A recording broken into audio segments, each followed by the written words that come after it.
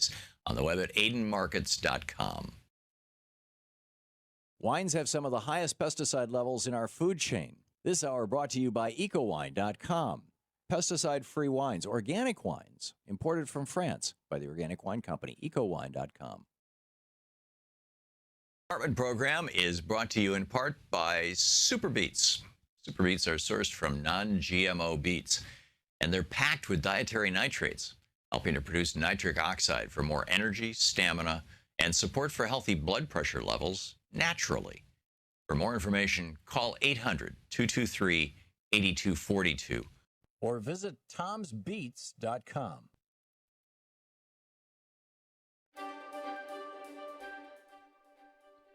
And welcome back. It's the free speech, this final week, hopefully. I'm pretty sure.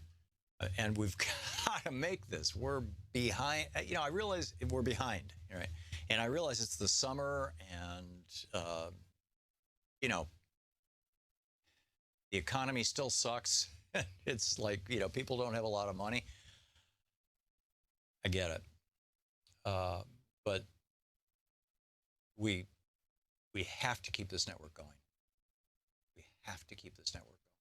We have to keep these shows on. This is important programming.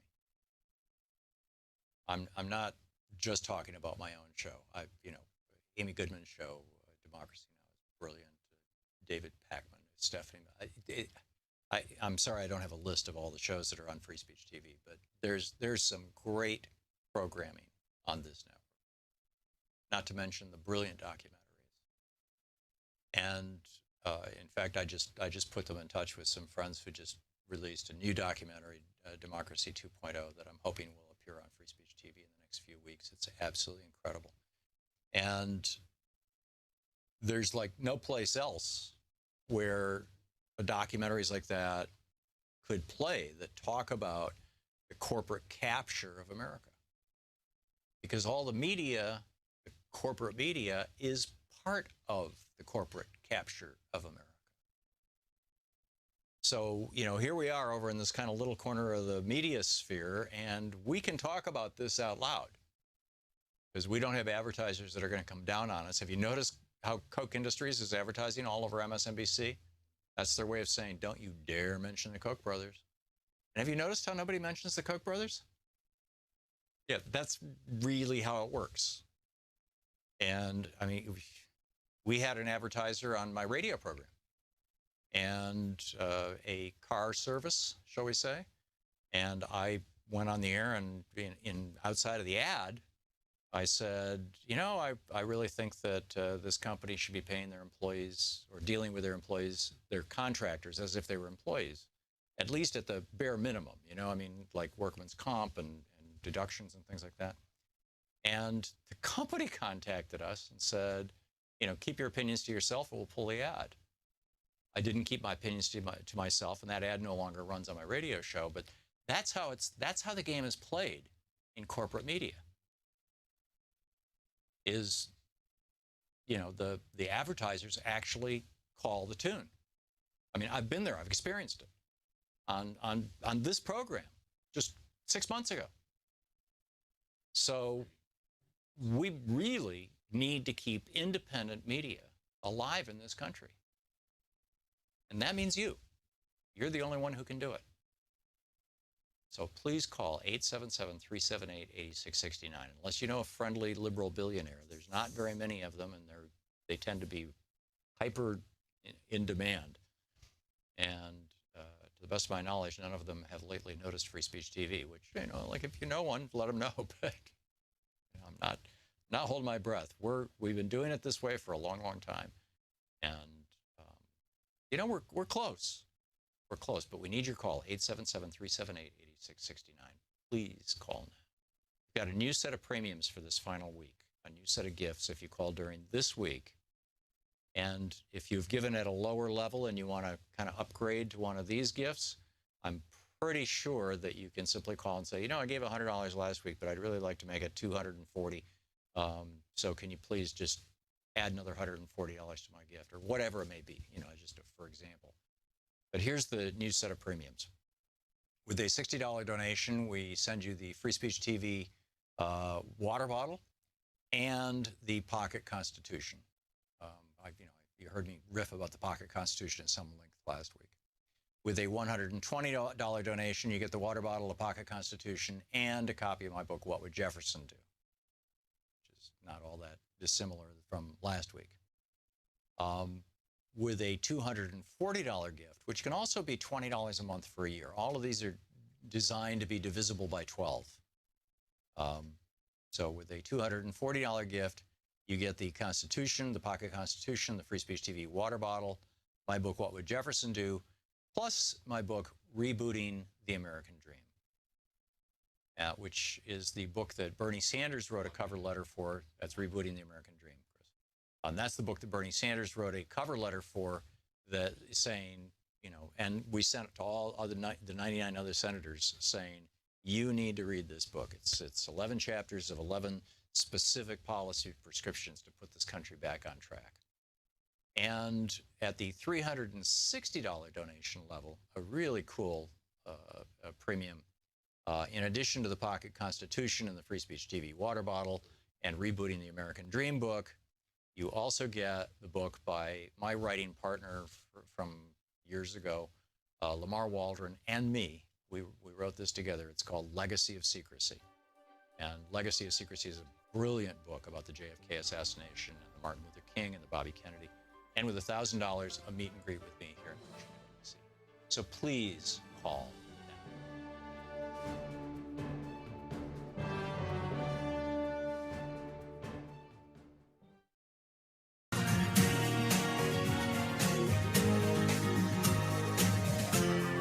This is the Thom Hartmann Program.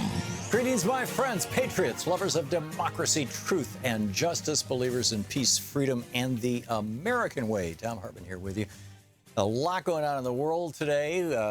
NBC and Megyn Kelly and Alex Jones and Donald Trump tweeting, and is the Republic safe? And what are the...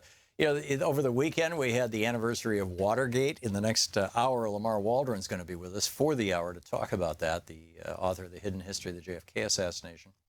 Danny Goldberger is going to be with us in our third hour, talk about a new project that he's got, In Search of the Lost Chord. And, there's a lot going on. And tomorrow is the election in Georgia's 6th District. And Chris, you have the ad for that, don't you?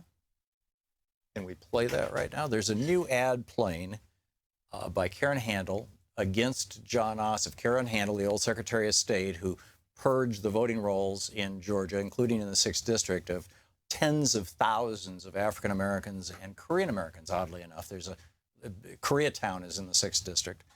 And now she's running for that seat. Greg Palast was on the show last week talking about this. Anyhow, here's the ad that's running.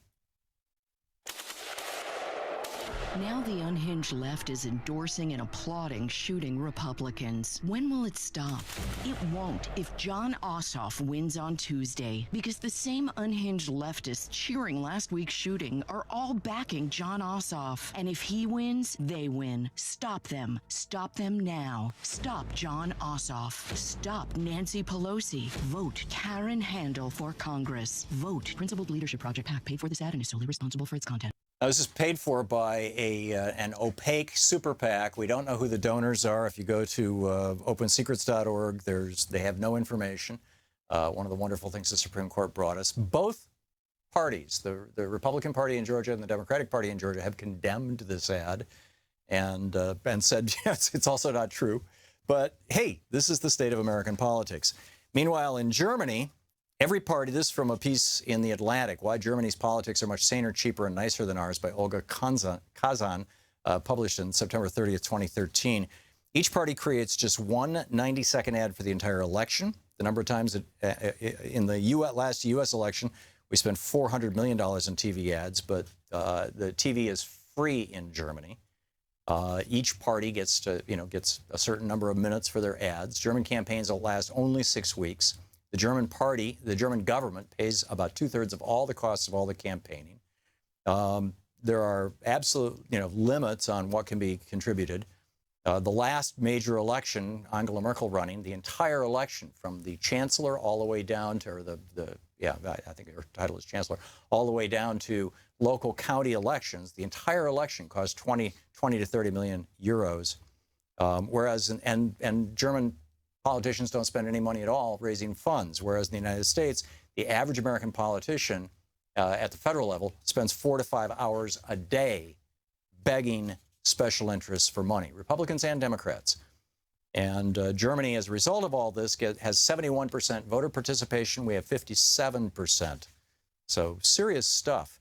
In the context of all that, Julio Rivera is with us. He's the editorial director of Reactionary Times, columnist with Newsmax, right-wing news and politics. And reactionarytimes.com is the website. And you can tweet him at, oh, yeah, it's Julio. Julio, welcome. Hey, how are you, Tom? A lot of interesting stuff there that I hear you saying. Obviously the ad that was run by that super PAC was probably in poor taste in a sense, because I don't really necessarily see a lot of people on the left, the conventional left, maybe the fringe left, were cheering what occurred. But the fact of the matter There's is nobody cheering what occurred, Julio. Violent. There's nobody cheering it, period. Well, The guy was a domestic abuser, and just like nobody was cheering on the right, to the best of my knowledge, when Gabby Giffords was shot. I mean, that's like nobody is cheering that. Drop that. Well, listen, why do we have these violent Antifa protests? Why do we have in Berkeley, when there's just an exchange of different ideas and thoughts, when Ben Shapiro... That's a whole completely different topic, Julio. We're talking about what money in politics here. We've got an election in Georgia where you've got a bunch of billionaires in hiding funding a hit ad that is so offensive that even the Republicans in Georgia have condemned it, but it's still on the air. And this is how money in politics has corrupted America. And whether it's labor unions doing something at the last minute to help a Democrat, or whether it's billionaires at the last minute doing something to help a Republican, this is wrong. Would you not agree? No, well, there's billionaires helping the Democrats too, and there's dirty ads all over. We just went through so let's get rid of them. Cycle where there were dirty ads being posted by both sides. I mean, so let's stop it. Think that this is something that should reflect poorly on the Republican candidate at all, and the campaigns are strictly prohibited from coordinating with the super PAC. Yeah, so right. Obviously, this should not reflect on the campaign being run by the Republicans. Well, I'm trying to separate the issue here, which I'd like you to speak to. I have not heard a word from you about it. Should we in America reverse the Buckley versus Vallejo decision and 1976 that struck down most of the campaign finance reforms in 73 and 74 that were passed on a bipartisan basis? In fact, mostly Republicans led the charge for this stuff after Richard Nixon resigned.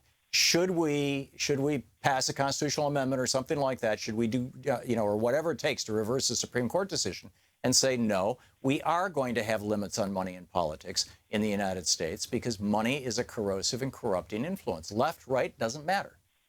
Well, that I can most certainly agree with. I'll be honest with you. I mean, I think that people should be contributing directly with a limit to the candidates directly. I don't like the way that the super PACs handled a lot of things. Obviously, this most recent ad, there was a lot of things that went on during the presidential primary that I didn't agree with as well, either with some of the things that the super PACs did, like, obviously the whole thing with Ted Cruz's wife, the unflattering picture, and then there was just a lot of things. There was a lot of dirty, ugly things that happened in the last campaign cycle. I agree with that. That's something that one of the rare times that I will agree with. So how do you think we should do it? We should have limits. How do you think we should do it? I think that what they should do is they should write it that private citizens can donate directly to the candidates up to the $5,400 limit per cycle, per primary and per general election. The way that they basically what they have now, they should eliminate maybe the super PACs or really deeply reform it. Yeah. Huh. Wow. Julio, I'm impressed. Listen. I don't agree with you in theory on a lot of things because I think that you're, as a Bernie Sanders type of democratic socialist, that's how I see you. And maybe I'm wrong. That's reasonably accurate. I don't believe. What was that? I said that's a reasonably accurate portrayal of me. Okay, well, I don't believe in that either. I don't believe in wealth redistribution. Wealth redistribution, at its core, is immoral.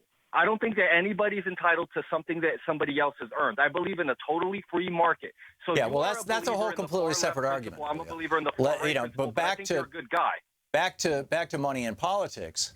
The argument that the billionaire class has made, and they've made it through a series of lawsuits, and this is how they got it before the Supreme Court in 1976. And it came about in large part as a result of the 1971 Powell memo. And Lewis Powell, ironically, then also wrote the Buckley decision in 76. And in 71, in his memo to Eugene Sindor, his neighbor and the head of the U.S. Chamber of Commerce, he said, you know, business has to get into politics. Businesses had been apolitical until 1971. Businesses, by and large, had not been backing political candidates. And you know, they've thrown in full bore. So if we agree that individual campaign donations should be limited to $5,400, and should that just be it, or is there a role for government funding in political campaigns? And what do you do about labor unions and big corporations? Well, I think you have to severely limit the influence of big corporations and labor unions, especially. I don't have a problem with that whatsoever. I mean, I am totally in agreement with that. I think that it should be more driven by the people. I mean, like, you know, you always like to say that there is no government. It is only we the people. I think that government should not have influence, obviously, in you know, the way these elections are carried out, because everybody has an agenda, and it's usually not the purest of agendas. Yeah. And I think that they exert. Well, what about the Supreme Court's assertion in Citizens United in 2010 that corporations should have the right to contribute to campaigns as well, that their voices, being the most informed actors in the economic arena, I think was the language that Scalia used. Limitations, though, with limitations to a certain extent. Like I said, we have to reform it. I'm not for all out wiping it out completely, but let's look to reform it as much as we can and as best as we can. Yeah. Okay. Julio Rivera, interesting conversation. Editorial director of Reactionary Times, columnist with Newsmax, Right Wing News and Politichicks. You can tweet him at Oh Yeah, It's Julio, and Julio. Julio, thanks for talking with me today. Hey, thanks a lot, Tom. Have a great afternoon. We will be back right after this. Stick with us.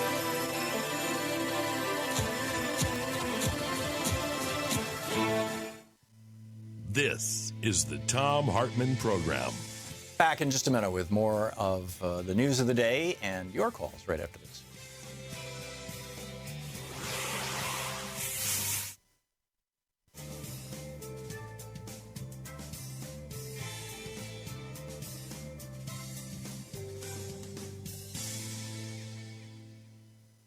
And welcome back. Howard watching Free Speech TV in Coraopolis, Pennsylvania. Hey, Howard, what's on your mind today?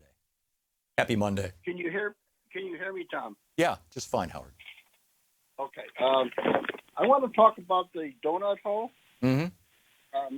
Prescription drugs. Oh yeah, in is it Medicare or is it? Medicare. Yeah, Medicare Part D, I guess it is. Of course, I had open heart surgery, and I have to take a lot of drugs. And usually about August or September, I go into the donut hole. Mm-hmm.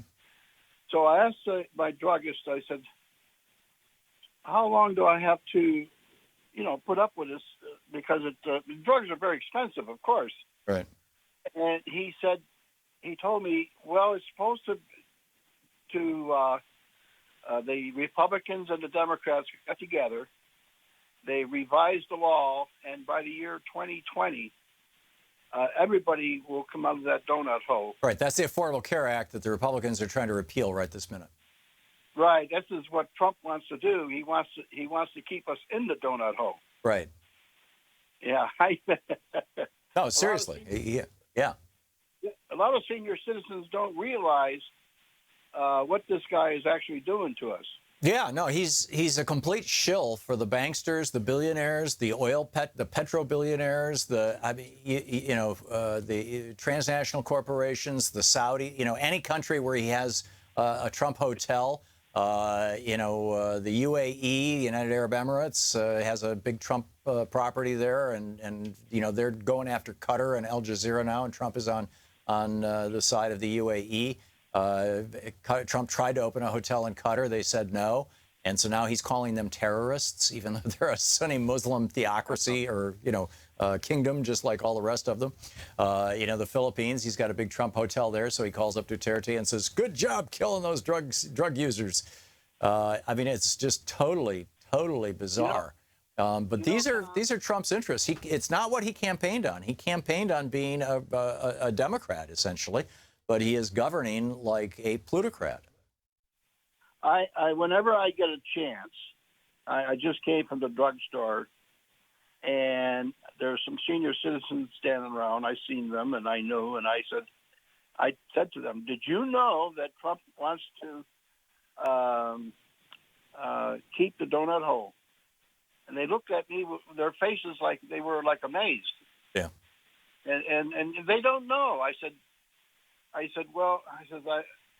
tell you that this is his plan, is to keep the donut hole. Yeah, the real simple way to convey it to people is Obamacare closed the donut hole. It's going to take another 4 years to make it happen, but Obamacare closed the donut hole, and repealing Obamacare, which is what the Republicans are behind closed doors in the Senate right now scheming to do, repealing Obamacare will restore the donut hole, because then you'll just have Medicare Part D the way it was written back in 2003. So we have to, whenever we can. Goodbye, Tom. Yeah. Okay, Howard, thanks a lot for the call. It's nice to hear from you, and a great topic. I appreciate it. We'll be right back. Stick around.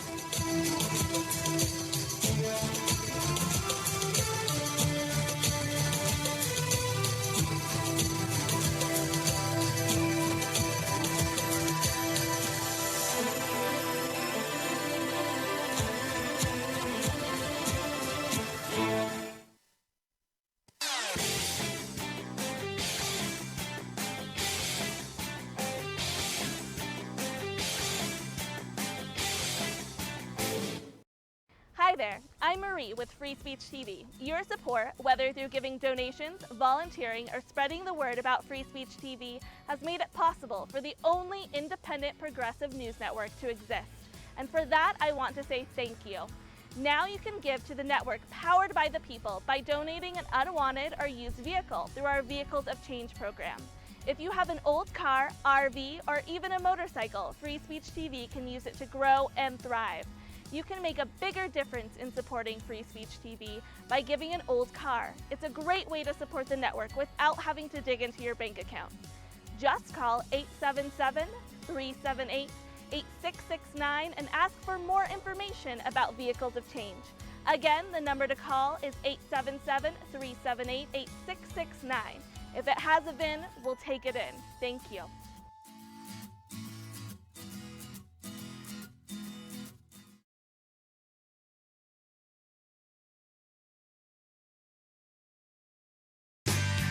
Welcome back. Thom Hartmann here with you. By the way, it is this week is the beginning of summer. And every summer, because things are slower in the summer and, people are taking vacations, and we see about, probably a 10, 15% drop off in participation in our program. And I think it's largely a result of that. It's just, in any random week during the summer, probably a certain percentage of our audience is, camping out or, visiting mom or whatever. And so during the summer, we always go to Anything Goes Summer. You don't have to only call. Typically, we try to set a topic or a couple of topics for every hour and ask, outside of Fridays, and ask people to just call in on topic, right? But from now until the fall, we're going to do Anything Goes Summer. So if there's something you want to talk about that I haven't mentioned, feel free to call. Within rational limits, but by and large, feel free to call. And you got that, Nate, right? Yeah, Nate's nodding. Okay.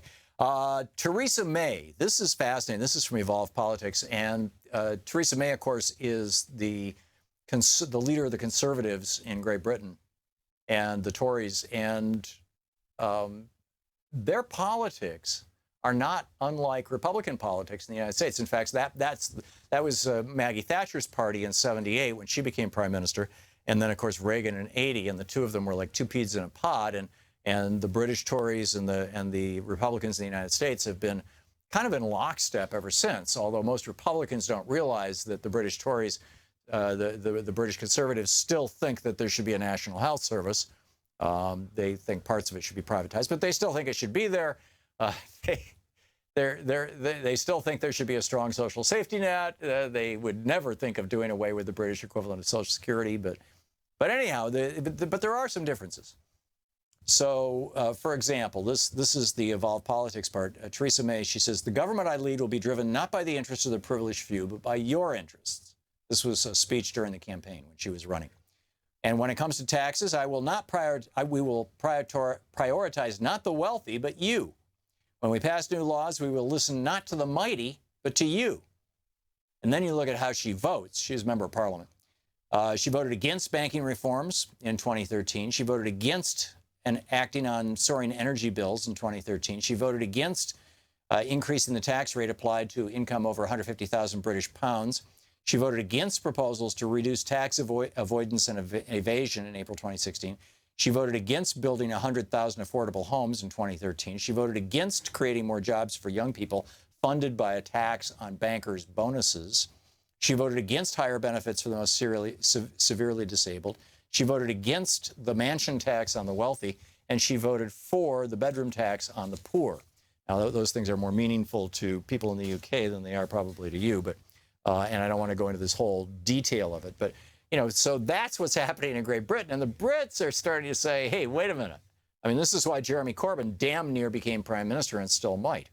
Meanwhile, here in the United States, since 1978, the source, EPI, Bloomberg, and U.S. Labor Department, this is from Occupy Democrats, since 1978, right, since Reagan, the cost of college tuition has increased by 1,100%. Medical care has gone up by 600%.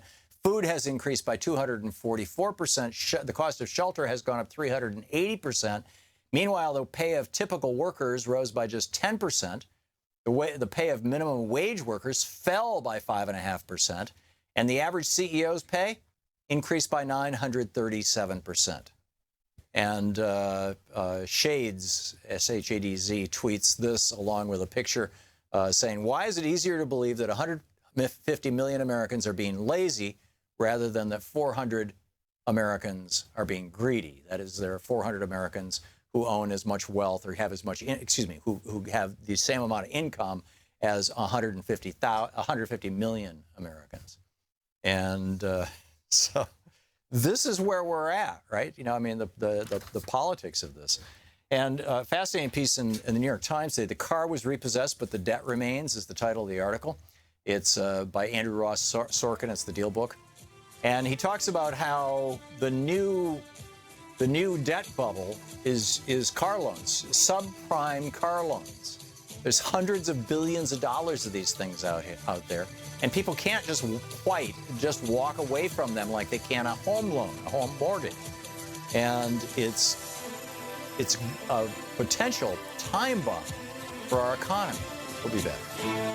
You're listening to the Thom Hartmann Program. Call 202-808-9925. I'm talking about the London mosque attack over the weekend, too. This man who was arrested on a suspicion of attempted murder. And then we'll pick up your calls.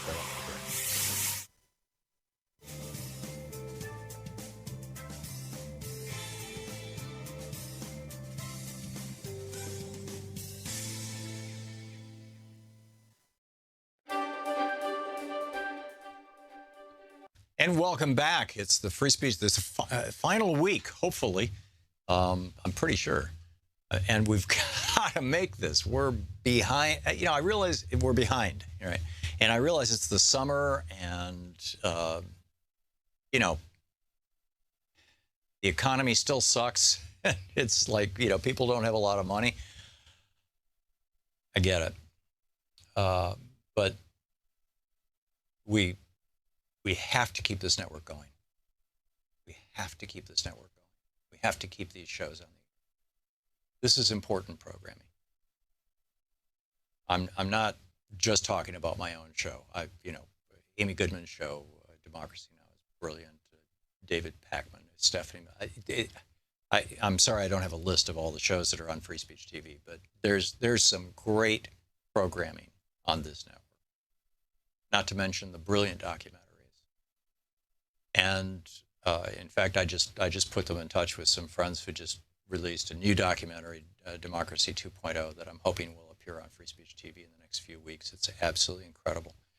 And there's like no place else where documentaries like that could play that talk about the corporate capture of America.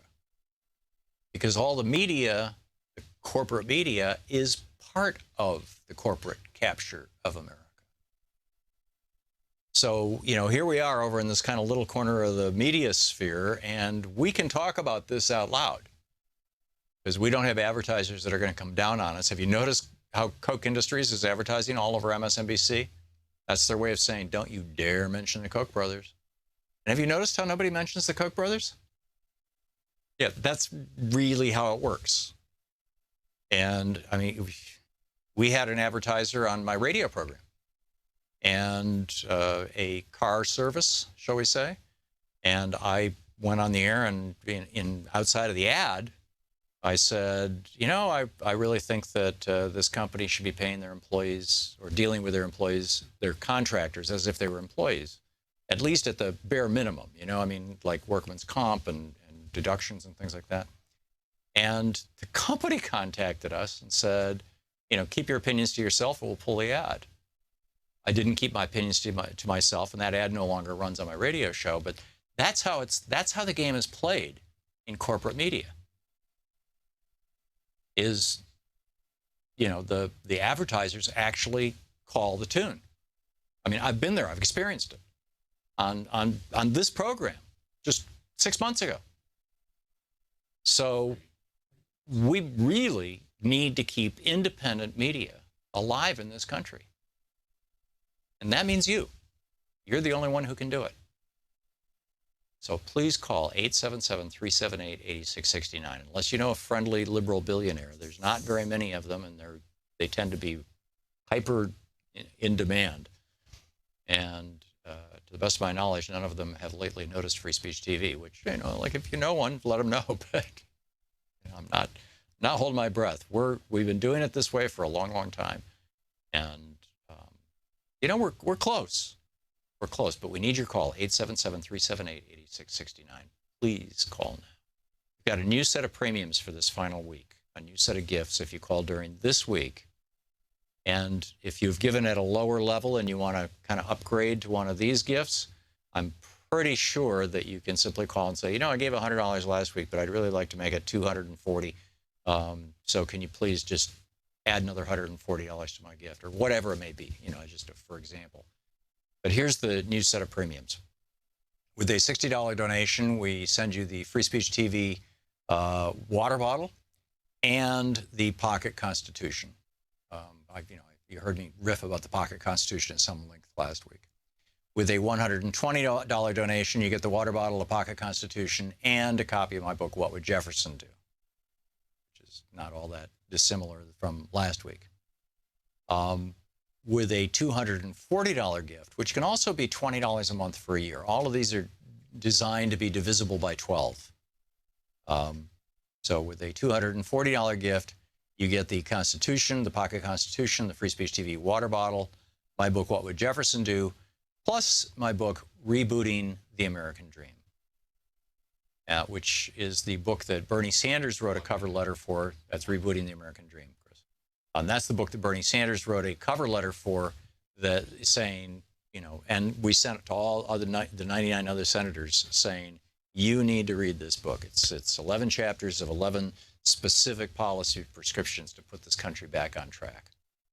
And at the $360 donation level, a really cool premium, in addition to the Pocket Constitution and the Free Speech TV water bottle and Rebooting the American Dream book, you also get the book by my writing partner from years ago, Lamar Waldron, and me. We wrote this together. It's called Legacy of Secrecy. And Legacy of Secrecy is a brilliant book about the JFK assassination and the Martin Luther King and the Bobby Kennedy. And with $1,000, a meet and greet with me here in Washington, D.C. So please call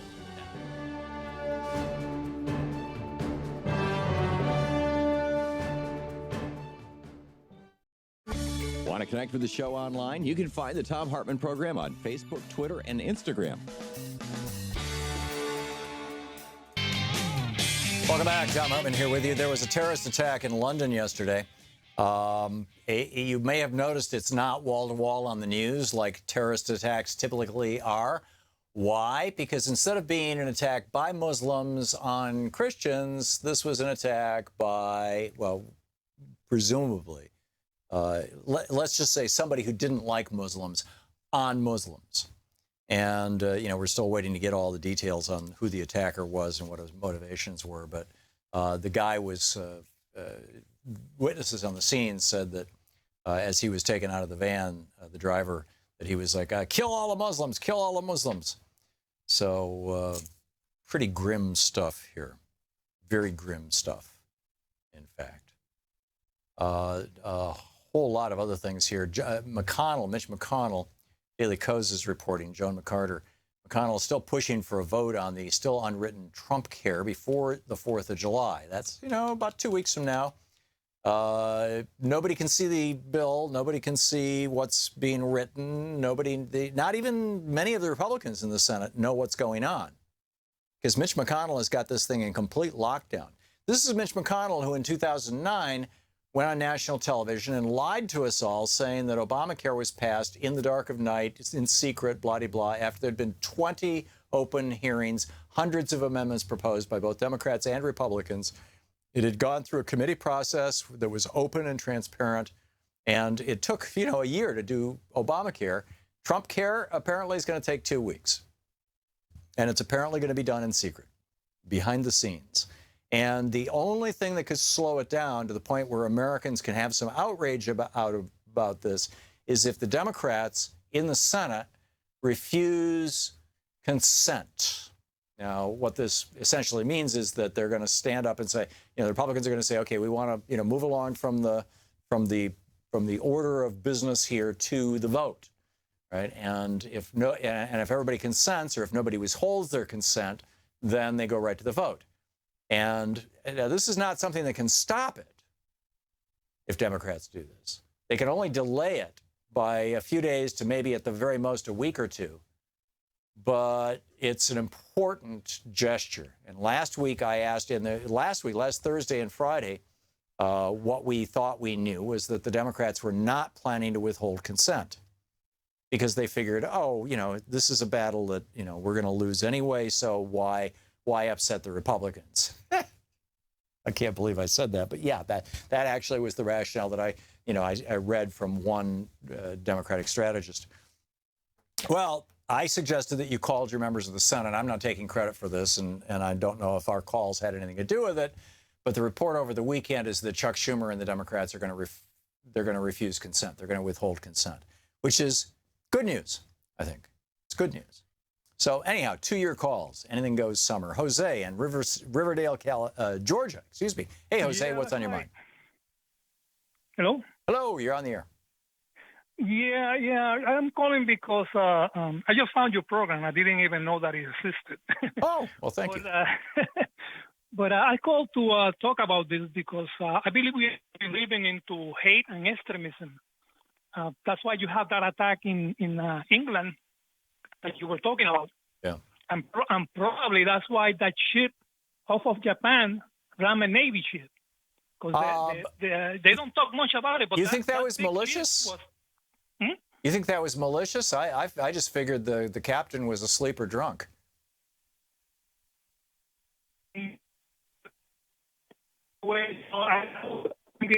Jose, your phone is breaking up. Yeah, my phone is bad. I'm going to have to cut out then. Sorry. Yeah. Bye. Okay, you want to try it again?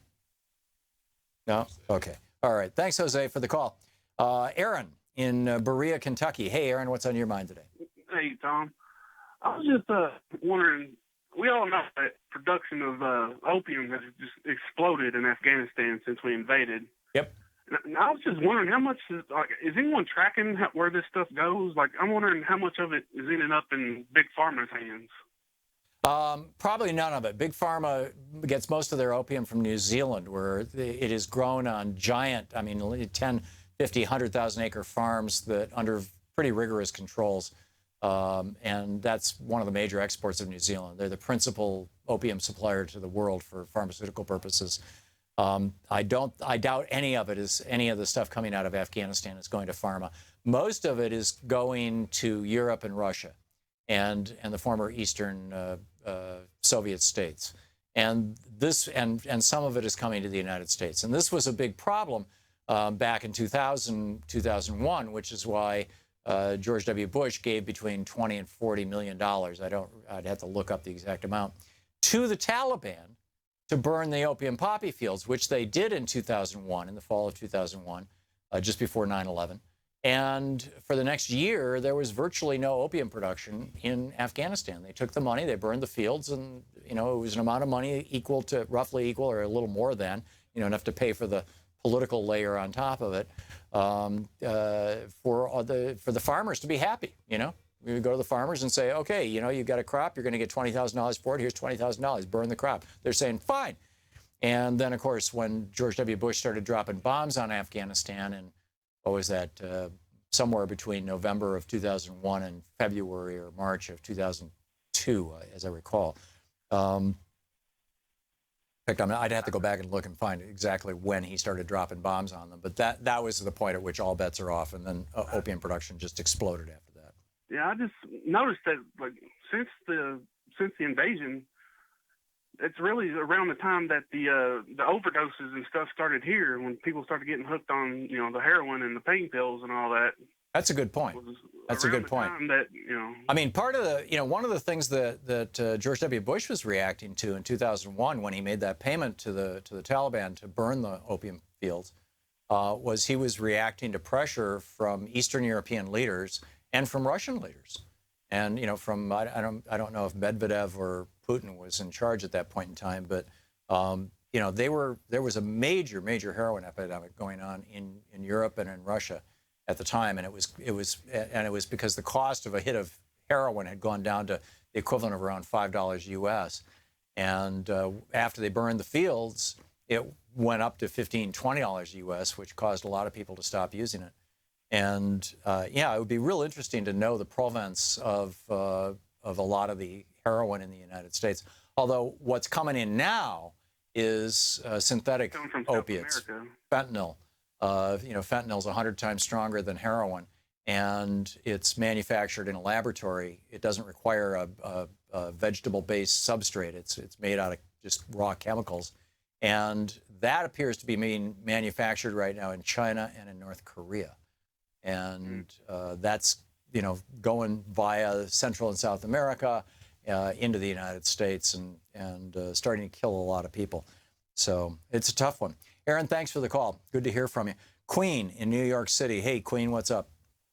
Hi, Tom. How are you doing? Great, and thanks for watching us on Manhattan Neighborhood Network. We've got to figure out a way to get the word out that we are literally in every household in New York City or in Manhattan.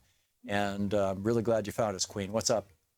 Well, I'll make sure that I'll continue to spread the word out. Thank you. What I wanted to say to you is that I want all the neighbors, whether you're in a residential neighborhood or in the apartment, please send out a little note to say we care about everybody's religion. We respect everybody's religion. And if you have something in your heart to do harm, do not do it, because we know in all religions that we respect and care about. They are good people. That's what I want to put out, because that is what I am doing. And I thank you for your time and your love. I know you love the Constitution. And I just want everybody to please get that message out so we can stop hurting each other. In my building, we are from all different countries. We speak numerous languages. We don't have any incidents. No problem. Building here over 50 years. No problem. So thank you, Tom. Thank you, Queen. Great to hear from you. And thanks for checking us out on Manhattan Neighborhood Network or watching us. Dion in Round Lake, Illinois. Hey, Dion, what's on your mind today? Thanks for watching us on YouTube. Yes, I'd like to talk about the college stuff, and I was looking at an advertisement for Duke University. I think it's $100,000 in tuition now. Really? Plus interest rates if you take out a loan. Whoa. Now, they were advertising affordable tuition, but if we took a Marty McFly in a time machine with Doc, and they went back to the 1940s and 1950s. What do you think the price of tuition will be? You think it'll be more affordable back then? Well, I know when my mom graduated from Michigan State University in 1949, or maybe 1950, I'm pretty sure it was 49, that her tuition was less than $100 a term, and she was carrying a full load. And I know that, you know, for the brief period of time that I went to Lansing Community College and Michigan State University, I was able to pay for it by working part-time in a gas station, at an Esso station, changing tires and pumping gas, and part-time at Bob's Big Boy on Trowbridge Road in East Lansing as a dishwasher, and then a short gig as a cook, and one day as a waiter when all the waitresses marched out in protest because the guy running the restaurant was kind of a pig. But you know, anyhow, you know, college used to be affordable, Deanna. It was, you know, I didn't, you know, I went to college in the late '60s, and I had only, out of all the people I knew, only one of them had any college debt at all, and he was a guy who was working on his master's degree. And did they need to depend on scholarships back then, or no? Yeah, no, financial aid? I think absolutely we should. You know, college should be free. You know, I'm with Bernie on this, and frankly with the Democratic Party platform, college should be free in the United States. It's an investment. What we know from the GI Bill, when we made college free to all the young men who returned, and a few women, but mostly men who returned from World War II, was that for every dollar that we invested in college, over the next 40 years, we received 7 additional tax dollars that we wouldn't have gotten because of their education. You're listening to Thom Hartmann. Visit thomhartmann.com for audio and video archives. But invest is not a word that Republicans are willing to use in the context of government spending. They always try to put it in terms of cost. It's not a cost, it's an investment.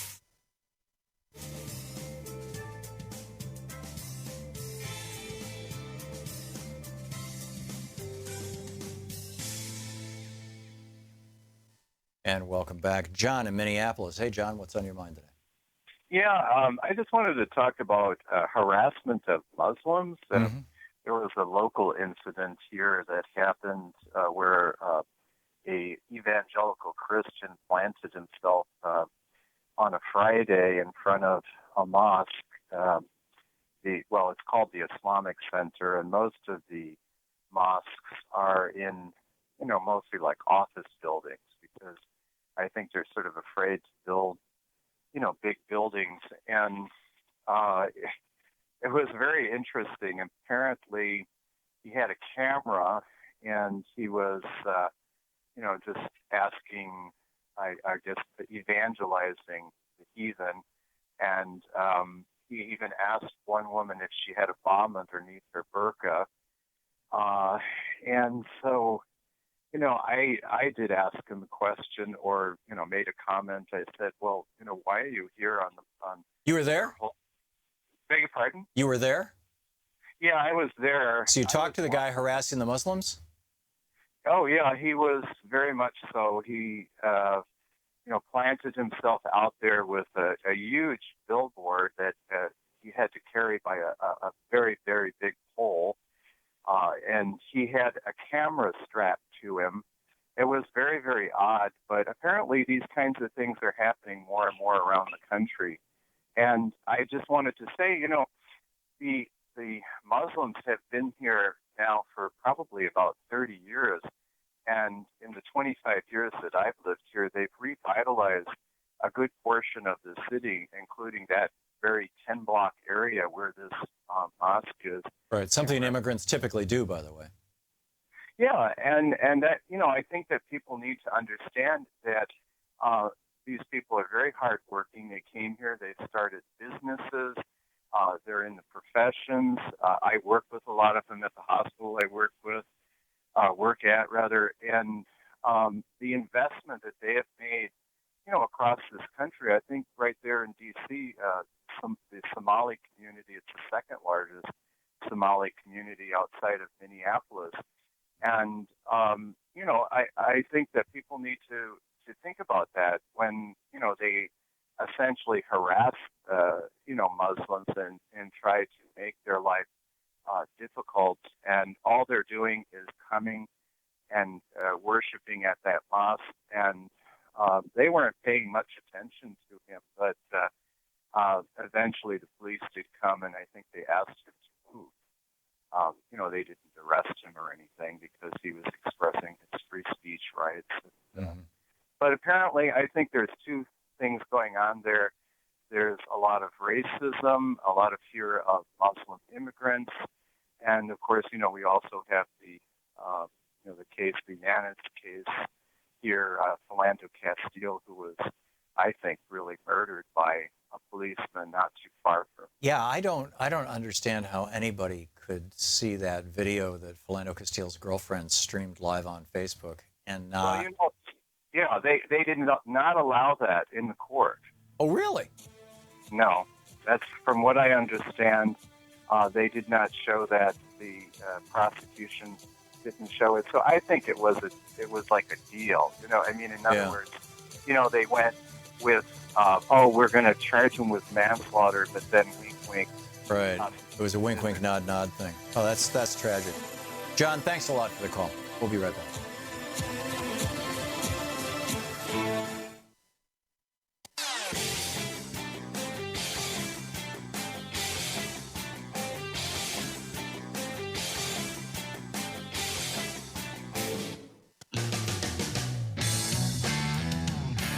And, of course, Philando Castile's killer got off, which I just don't understand at all. I mean, the murder of this man, or at least the death of this man, was filmed live, was streamed live on Facebook by his girlfriend.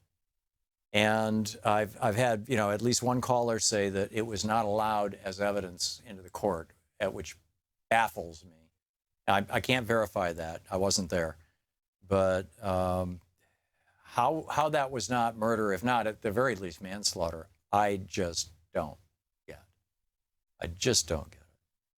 But that's the American criminal justice system. Pretty much any cop can kill any unarmed black man in the United States and get away with it. It just seems to be the case. Sam in Rose City, Michigan. Hey, Sam, what's up? Sam, you are on the air. Hello. Hey. Yeah, Tom. Yeah, what's on your mind? Hello. Yeah, thanks for taking my call. I don't think anybody's really paying attention to Trump doing these things to Cuba, because I think he's in cahoots with the Russians, and they're going to be moving in. Nah. To Cuba. No. You don't think? I really don't. Frankly, I doubt Russia these days has any interest in Cuba, number one. And number two, the Castro brothers are on their way out. In fact, what's his name? Fidel and what's his brother's name? Raul, thank you. Raul has just announced that he's going to resign, later this year or early next year.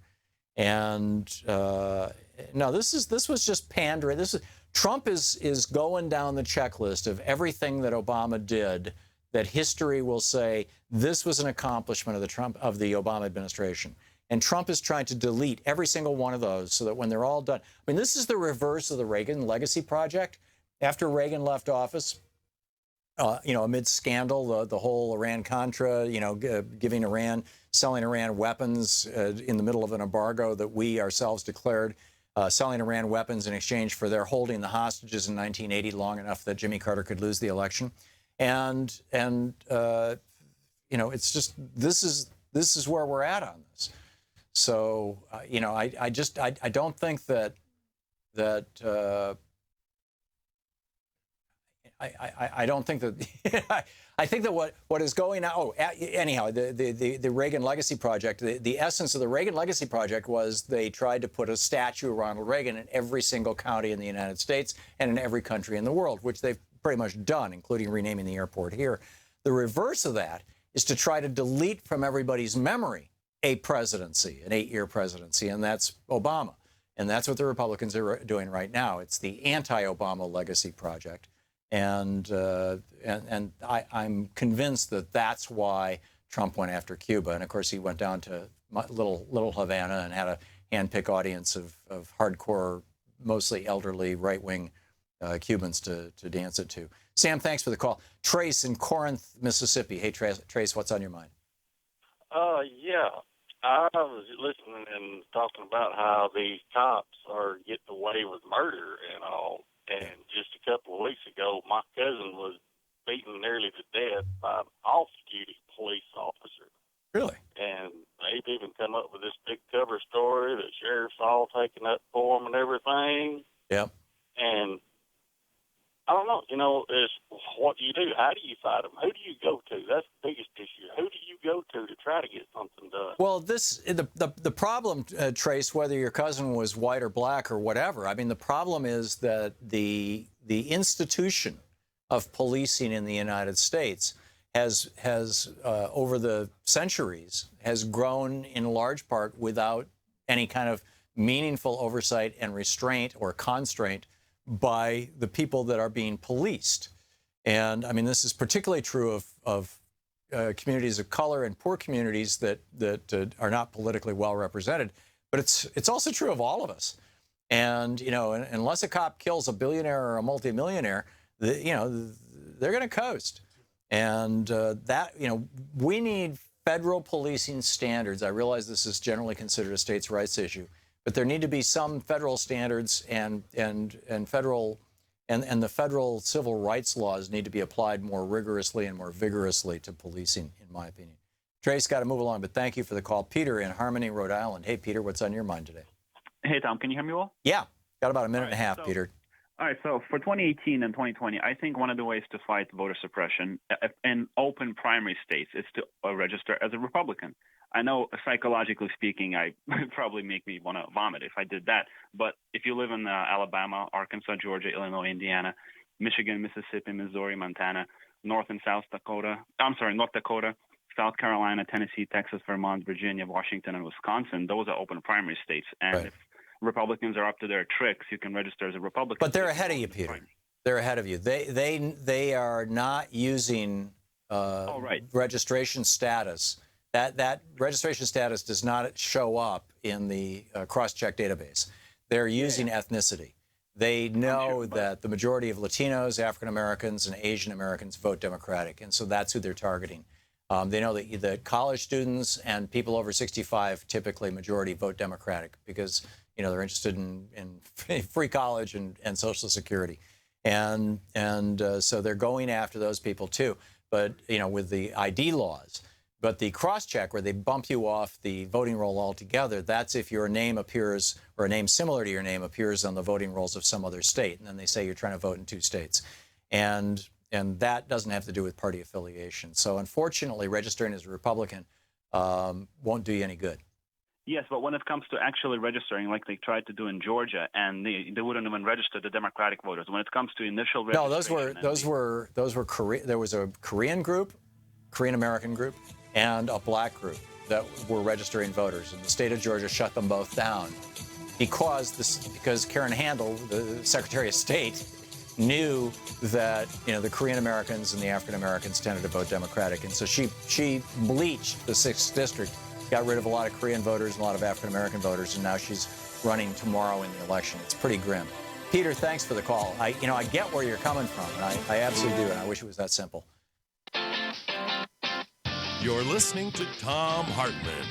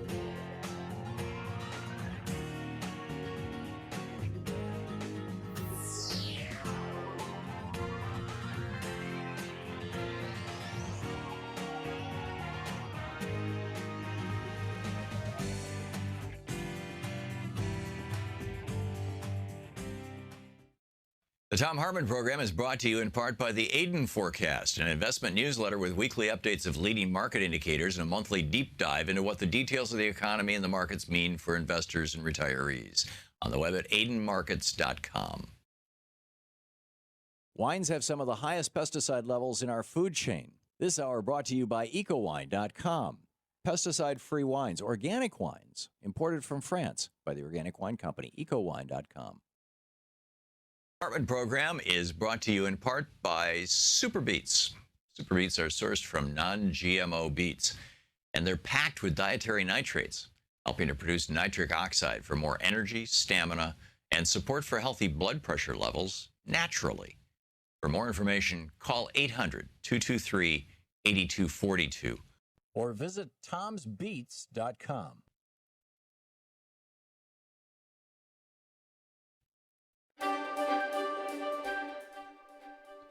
And welcome back. It's the free speech this final week, hopefully. I'm pretty sure. And we've got to make this. We're behind. You know, I realize we're behind, right?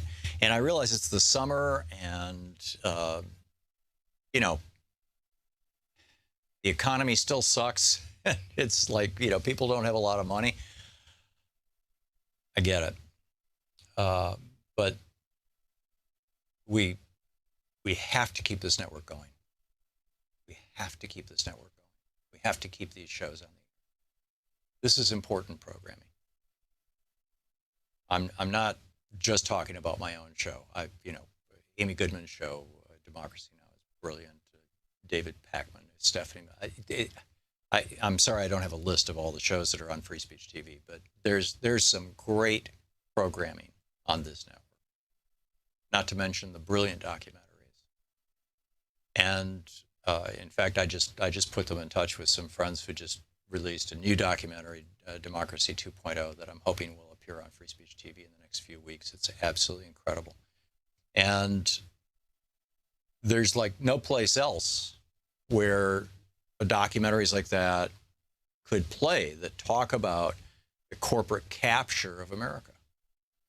Because all the media, the corporate media, is part of the corporate capture of America. So, you know, here we are over in this kind of little corner of the media sphere, and we can talk about this out loud because we don't have advertisers that are going to come down on us. Have you noticed how Koch Industries is advertising all over MSNBC? That's their way of saying, don't you dare mention the Koch brothers. And have you noticed how nobody mentions the Koch brothers? Yeah, that's really how it works. And I mean, we had an advertiser on my radio program and a car service, shall we say. And I went on the air and outside of the ad, I said, you know, I really think that this company should be paying their employees or dealing with their employees, their contractors, as if they were employees, at least at the bare minimum, you know, I mean, like workman's comp and deductions and things like that. And the company contacted us and said, you know, keep your opinions to yourself or we'll pull the ad. I didn't keep my opinions to myself, and that ad no longer runs on my radio show. But that's how the game is played in corporate media. Is, you know, the advertisers actually call the tune. I mean, I've been there. I've experienced it on this program just 6 months ago. So we really need to keep independent media alive in this country. And that means you. You're the only one who can do it.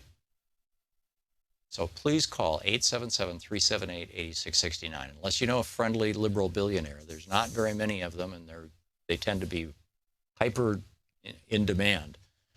And to the best of my knowledge, none of them have lately noticed Free Speech TV, which, you know, like if you know one, let them know. But you know, I'm not holding my breath. We've been doing it this way for a long, long time. And, you know, we're close. We're close, but we need your call, 877-378-8669. Please call now. We've got a new set of premiums for this final week, a new set of gifts if you call during this week. And if you've given at a lower level and you want to kind of upgrade to one of these gifts, I'm pretty sure that you can simply call and say, you know, I gave $100 last week, but I'd really like to make it $240 So can you please just add another $140 to my gift, or whatever it may be, just for example. But here's the new set of premiums. With a $60 donation, we send you the Free Speech TV water bottle and the Pocket Constitution. You heard me riff about the Pocket Constitution at some length last week. With a $120 donation, you get the water bottle, the Pocket Constitution, and a copy of my book, What Would Jefferson Do? Which is not all that dissimilar from last week. With a $240 gift, which can also be $20 a month for a year. All of these are designed to be divisible by 12. So with a $240 gift, you get the Constitution, the Pocket Constitution, the Free Speech TV water bottle, my book, What Would Jefferson Do?, plus my book, Rebooting the American Dream, which is the book that Bernie Sanders wrote a cover letter for. That's Rebooting the American Dream, Chris. That's the book that Bernie Sanders wrote a cover letter for, that saying, and we sent it to all the 99 other senators saying, you need to read this book. It's 11 chapters of 11 specific policy prescriptions to put this country back on track. And at the $360 donation level, a really cool premium, in addition to the Pocket Constitution and the Free Speech TV water bottle and Rebooting the American Dream book, you also get the book by my writing partner from years ago, Lamar Waldron, and me. We wrote this together. It's called Legacy of Secrecy. And Legacy of Secrecy is a brilliant book about the JFK assassination and the Martin Luther King and the Bobby Kennedy. And with $1,000, a meet and greet with me here in Washington, D.C. So please call now.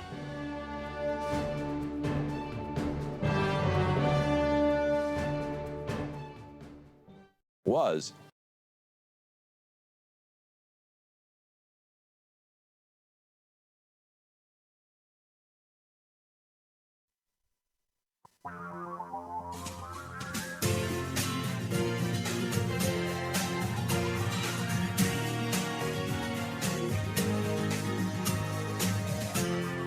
This is the Thom Hartmann Program.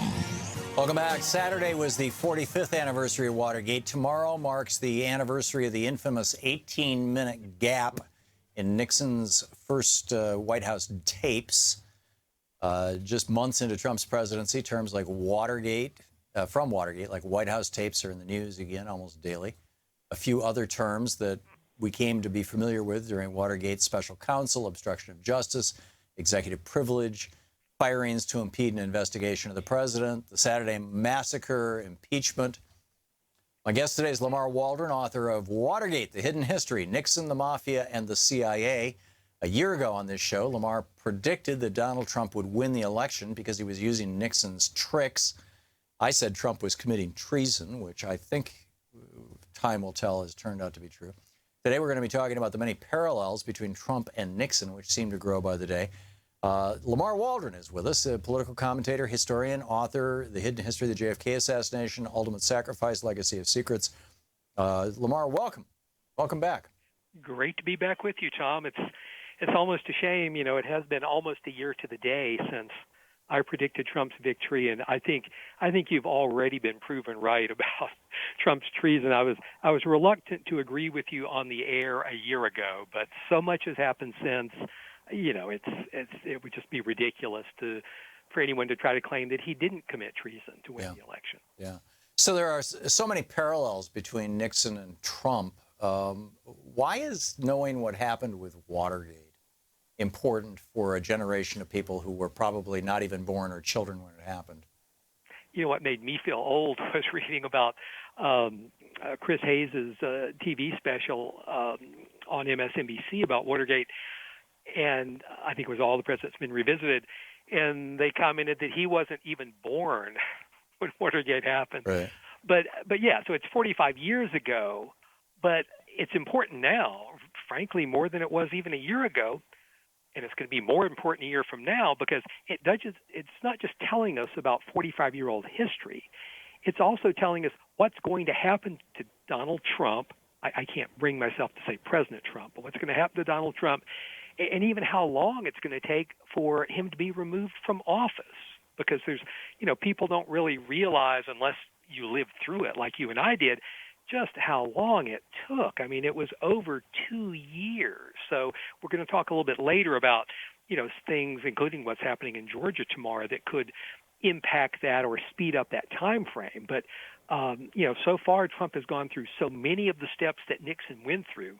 They have these incredible parallels we're just about to talk about. But by seeing what unfolded with Nixon and how he was removed from office, that in many ways provides a template for what can happen with Donald Trump. Yeah. So didn't Nixon, Trump's mentor was Roy Cohn. Correct. COHN, and he was America's top mafia lawyer. Nixon had this tie to Roy Cohn and to the mafia. First of all, tell us about that. Well, it's just, you can't make this stuff up.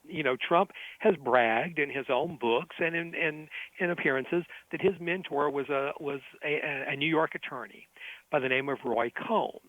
And I think even in Roger Stone, Trump's good friend's last book, he acknowledged that Cohn was a top mafia lawyer, and everybody else has acknowledged that for years.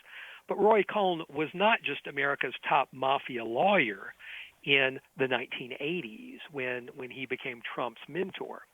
Roy Cohn goes all the way back to the McCarthy 50s and the commie witch hunts, again, terms that Trump loves to apply to himself when they really apply to greatly different things.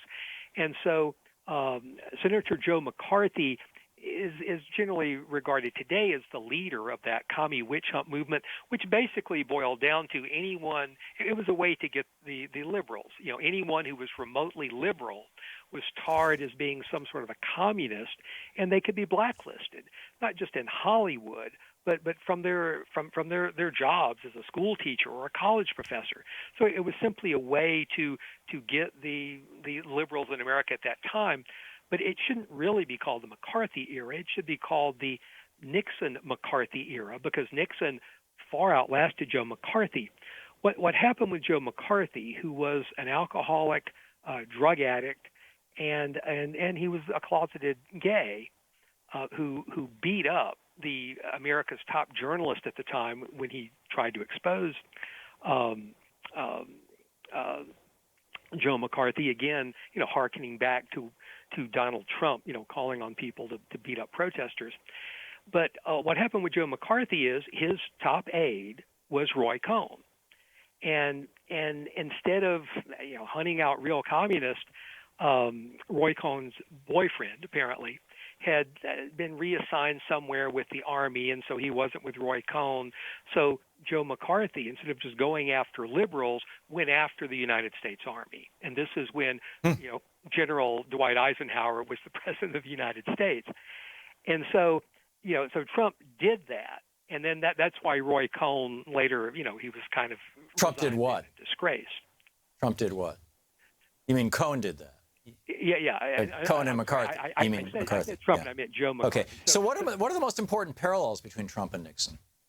Well, I mean, they really start with things like their incredible ties to organized crime and the mafia, which in Nixon's case went back to the start of his political career in 1946 when he got a lot of mafia money from L.A. gangster Mickey Cohen, and continued all through Trump's presidency. And as we'll hear, I mean, the mafia and his organized crime ties are what Watergate was all about and what eventually drove Nixon from office. Trump has his own organized crime ties connection, his own mafia ties, and to criminals from Russia. So again, that's just a huge commonality they have in common, in addition to this man, Roy Cohn. Both men committed, of course, treason to win presidential elections, close presidential elections. Richard Nixon in 1968, when he torpedoed the last-minute ceasefire and peace deal for Vietnam in order to win the election, while also getting a huge bribe from the dictator of South Vietnam. And, of course, another 20,000 U.S. servicemen and women died after that. And, of course, Trump has just committed treason, to win this most recent election.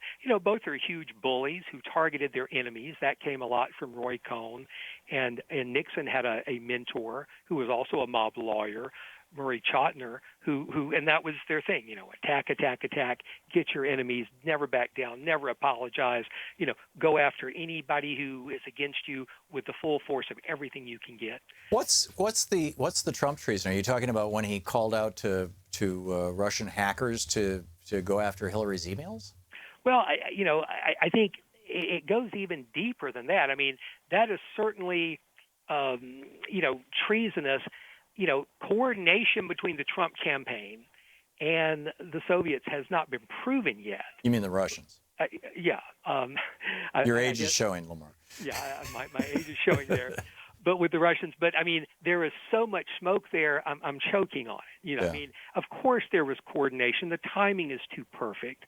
So, and of course the money ties with Russia, the sleazy money ties, another thing that Trump shares with Nixon.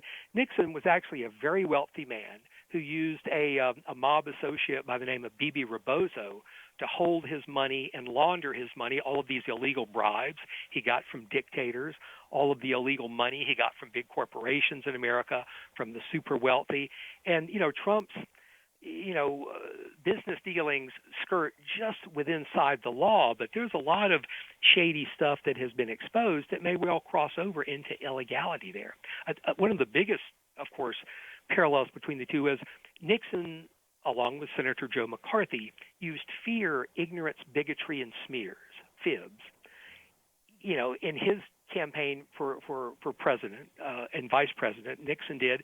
And then, that's the exact same thing that Donald Trump is doing. He's making you fear your neighbor, fear immigrants, ignorance, my God, it's like, he's the perfect opposite of the truth candidate. Bigotry, we don't even have to go into. And of course, he didn't just smear Hillary Clinton, he smeared all of his Republican opponents. But he had literally found that the more he lied, the higher support he got, unfortunately, among a lot of voting groups in America. And of course, both people were master manipulators of the press. Right. Was fibs, fear, ignorance, bigotry, and smear, was that something is that a phrase that you came up with, or did the Nixon campaign come up with that? No, that was actually a Republican came up with that, a woman, I believe it was Margaret Chase Smith in 1950. Huh. This is, at the rise of McCarthy, and she was basically what we would call today a moderate Republican, an extinct species. She was using it to describe McCarthy. Exactly, and Nixon as well. Wow. And she never abbreviated it as fibs, but when she constantly used fear, ignorance, bigotry, and smears, that's pretty obvious. So fascinating. So again, they both use the same things. There's a myth that Nixon was hated by the press. Just the opposite. He had 10,000. He called them the 10,000 press people in America that he could call on to get his message out. Watergate was not a factor in the 1972 election, even though it was reported in every major American newspaper and on television, because the press, aside from a handful of journalists, literally a handful. Hang on, Lamar. We're hitting a break here. Hang on. This is the Thom Hartmann Program. Lamar Waldron is with us for the hour. We'll be back with more of Lamar after this.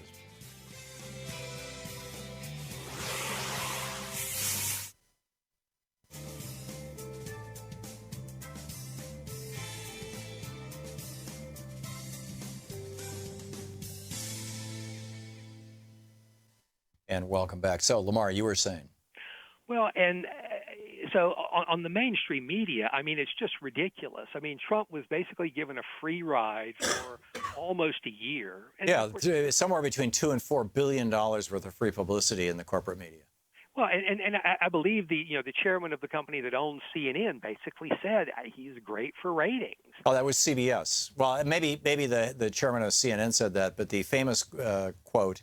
In fact, you've got the audio. You want to play it, Troy? Here it is. It may not be good for America, but it's damn good for CBS. That's all I got to say. That's Les Moonves, the chairman of CBS, or the CEO.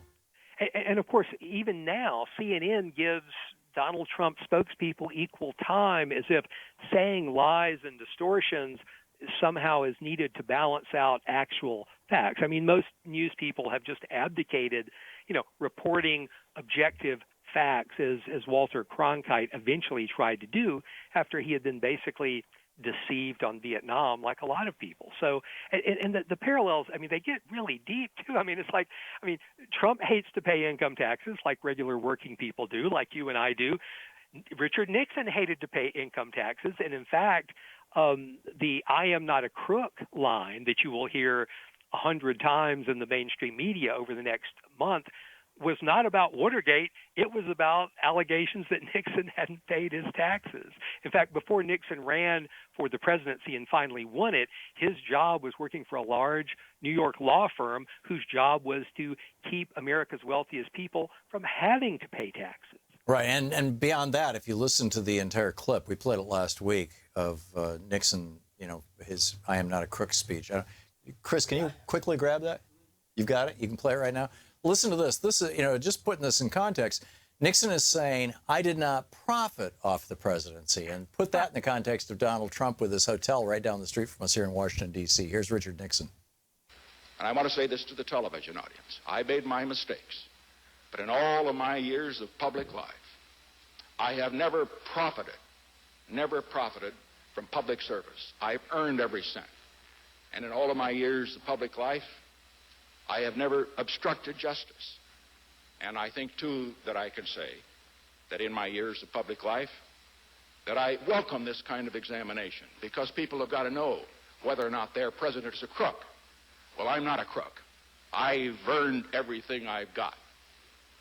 So he wasn't even talking about Watergate. He was talking about, you know, I'm not, you know, profiting off being president of the United States. And here's Donald Trump pretty conspicuously profiting off being president of the United States. Well, except again, though, everything Nixon just said is a lie. He was totally obstructing justice. He hated the investigation so much. Of course, he fired the special prosecutor in the Saturday Night Massacre. And Nixon had been personally profiting from politics, going all the way to his Checkers speech, which was about one slush fund when he had more, in '68 alone. It wasn't just the dictator of South Vietnam that was giving Nixon big personal bribes. It was the dictator of Iran, the Shah, the dictators who were ruling Greece at the time. Again, a lot of America's biggest businessmen, like Howard Hughes, the famous billionaire. And so Nixon was profiting all the time. He was laundering the money through his mob associate, Bibi Rebozo, who actually had a house in his Key Biscayne compound in Florida, and also lived part of the time out in San Clemente, which if people will actually go and look at photos of San Clemente, I mean, it's one of those beautiful pieces of property in the whole state of California. Yeah. I mean, Lamar, we're hitting a break. We'll be right back.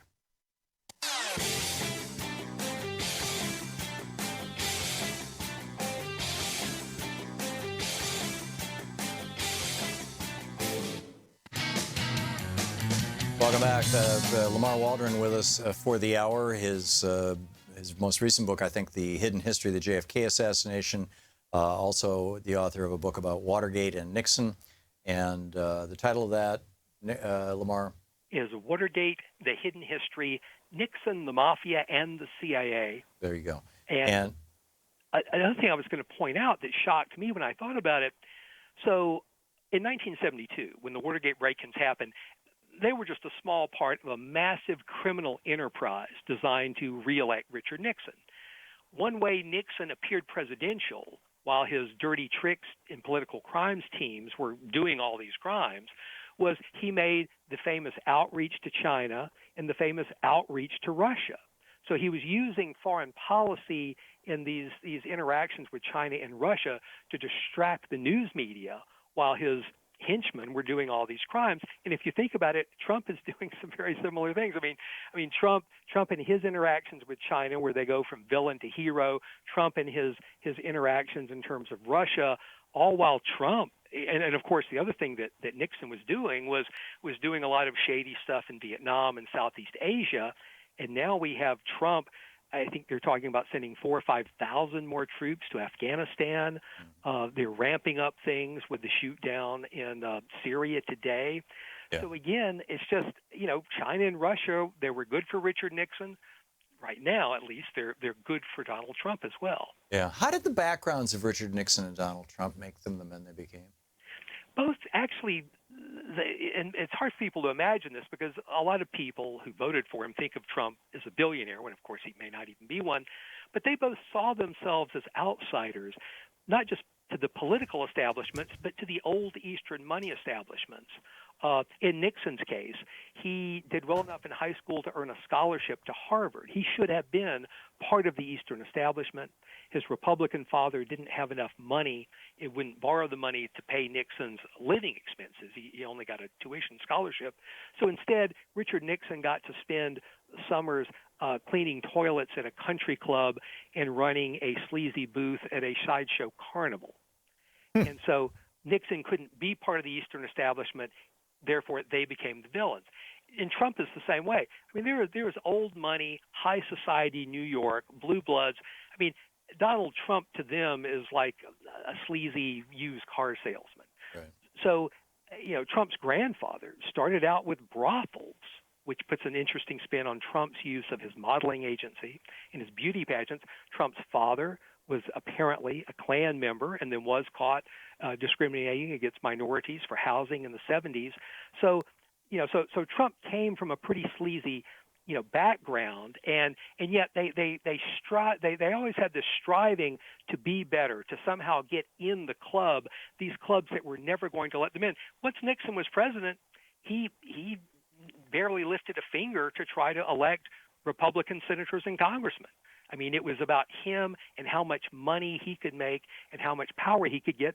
And look at Donald Trump. Donald Trump isn't appointing people to help serve the American people at the EPA and all these other agencies. He's appointing the people who are determined to tear down the Department of Education, the Environmental Protection Agency. So, and he's just concerned about lining his own pockets. And America be damned. Apparently, that was the philosophy of both Nixon and apparently is still the philosophy for Trump. Yeah.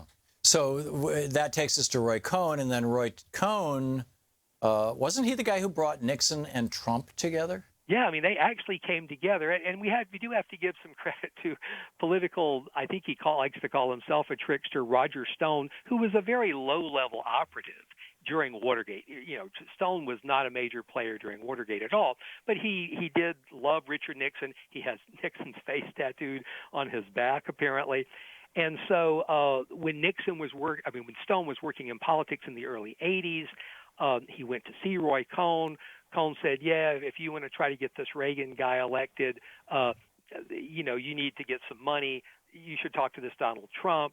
Stone did, and then it was Stone that brought Trump and Nixon together at the owner's box at Yankee Stadium, but they later on got to spend, days together. So it is no coincidence, and it's not just due to Roger Stone's advising of Trump or Roger Ailes advising of Trump, because Ailes was Nixon's political spin master and media master going back to 1968. But I mean, Trump literally heard how to win and how to line your pockets directly from the horse's mouth, directly from Richard Nixon. And it was Nixon who apparently, according to Roger Stone, and there's some written backup for this, was the first person to say that Donald Trump should be president. So, I mean, it takes one to know one. Yeah, I guess so. Lamar Waldron is with us for the hour. His books, The Hidden History of the JFK Assassination, more recently, The Hidden Watergate, The Hidden History, Nixon, the Mafia, and the CIA. We'll be back with Lamar right after this. You're listening to the Thom Hartmann Program. Call 202-808-9925. Talking about Richard Nixon and Donald Trump, Watergate, The Hidden History, Nixon, the Mafia, and the CIA is Lamar's most recent book. We'll be right back.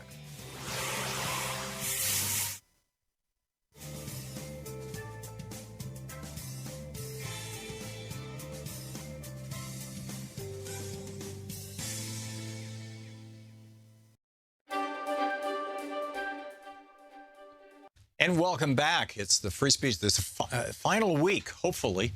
I'm pretty sure. And we've got to make this. We're behind. I realize we're behind, right? And I realize it's the summer and, the economy still sucks. It's like, people don't have a lot of money. I get it. But we have to keep this network going. We have to keep this network going. We have to keep these shows on the air. This is important programming. I'm not just talking about my own show. Amy Goodman's show, Democracy Now! Is brilliant. David Pakman, Stephanie. I'm sorry I don't have a list of all the shows that are on Free Speech TV, but there's some great programming on this network. Not to mention the brilliant documentaries.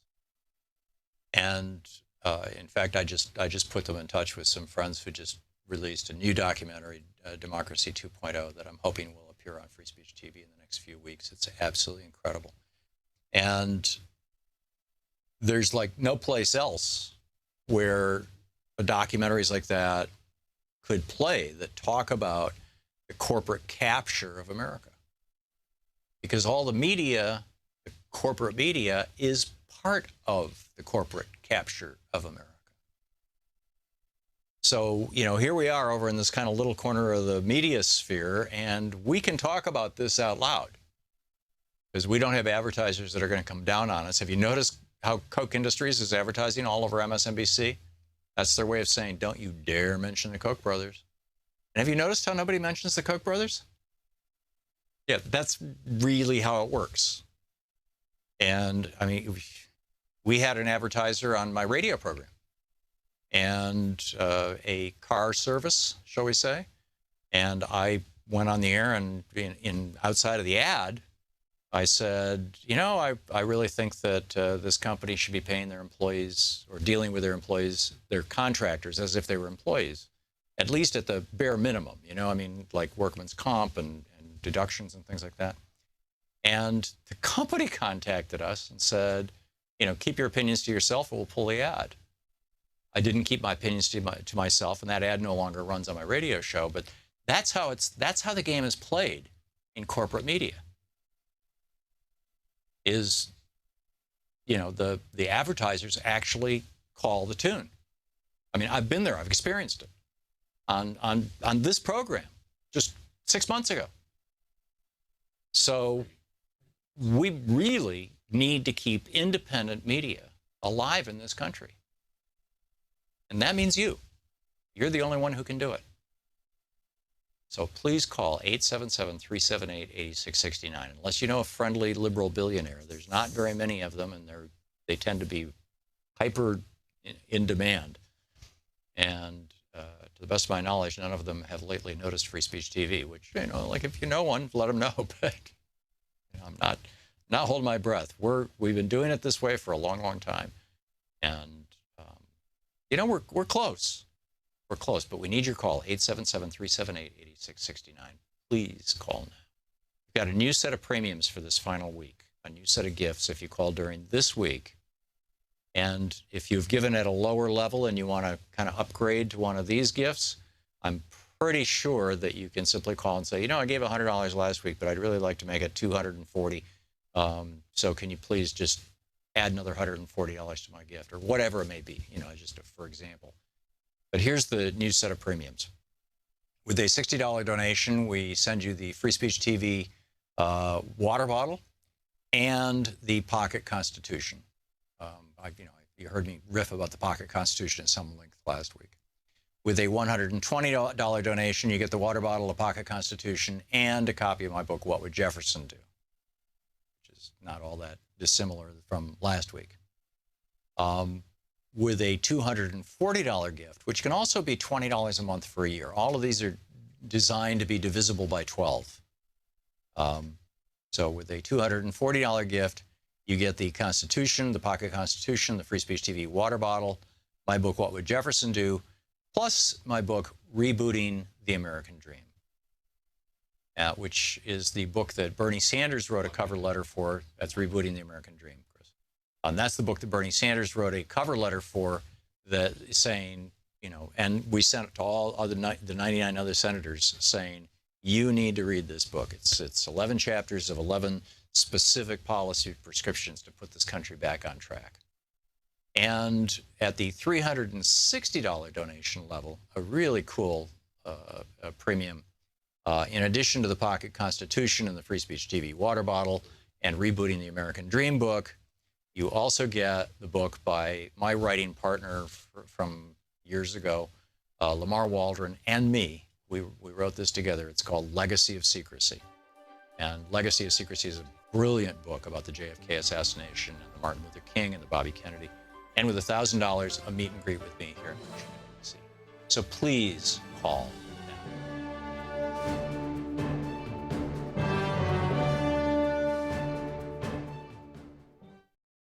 Hey, want to hear that clip again? Subscribe to the Thom Hartmann Program on YouTube to see all your favorite show highlights.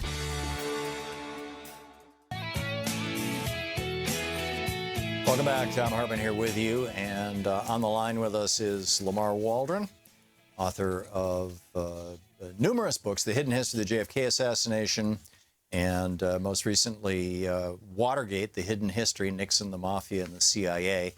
He and I together wrote Ultimate Sacrifice and Legacy of Secrecy back in the day.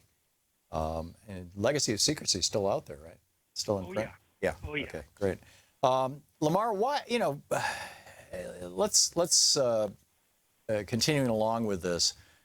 Why is Nixon, well, actually, to start out, tell us how Nixon used branding and Roger Ailes. You mentioned Roger Ailes briefly. In my book, Crash of 2016, I've got a whole chapter on how Roger Ailes in the Nixon White House pitched GOP TV to Nixon. Nixon couldn't get the money for it.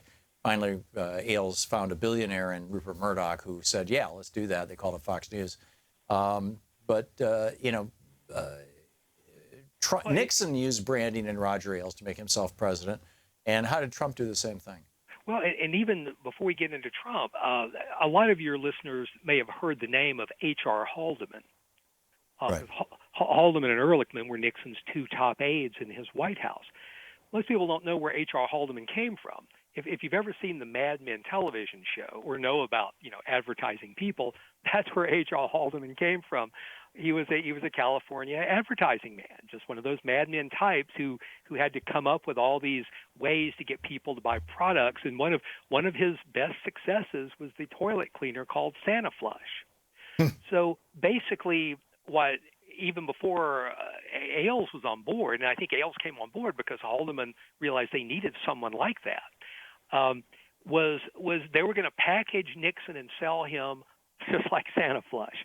And so they would have these things, kind of forerunners to Fox News a little bit, where even say like in Georgia, Nixon would come here, but he wouldn't have a press conference where he would take questions from real citizens unscreened. He wouldn't take questions from the general news media.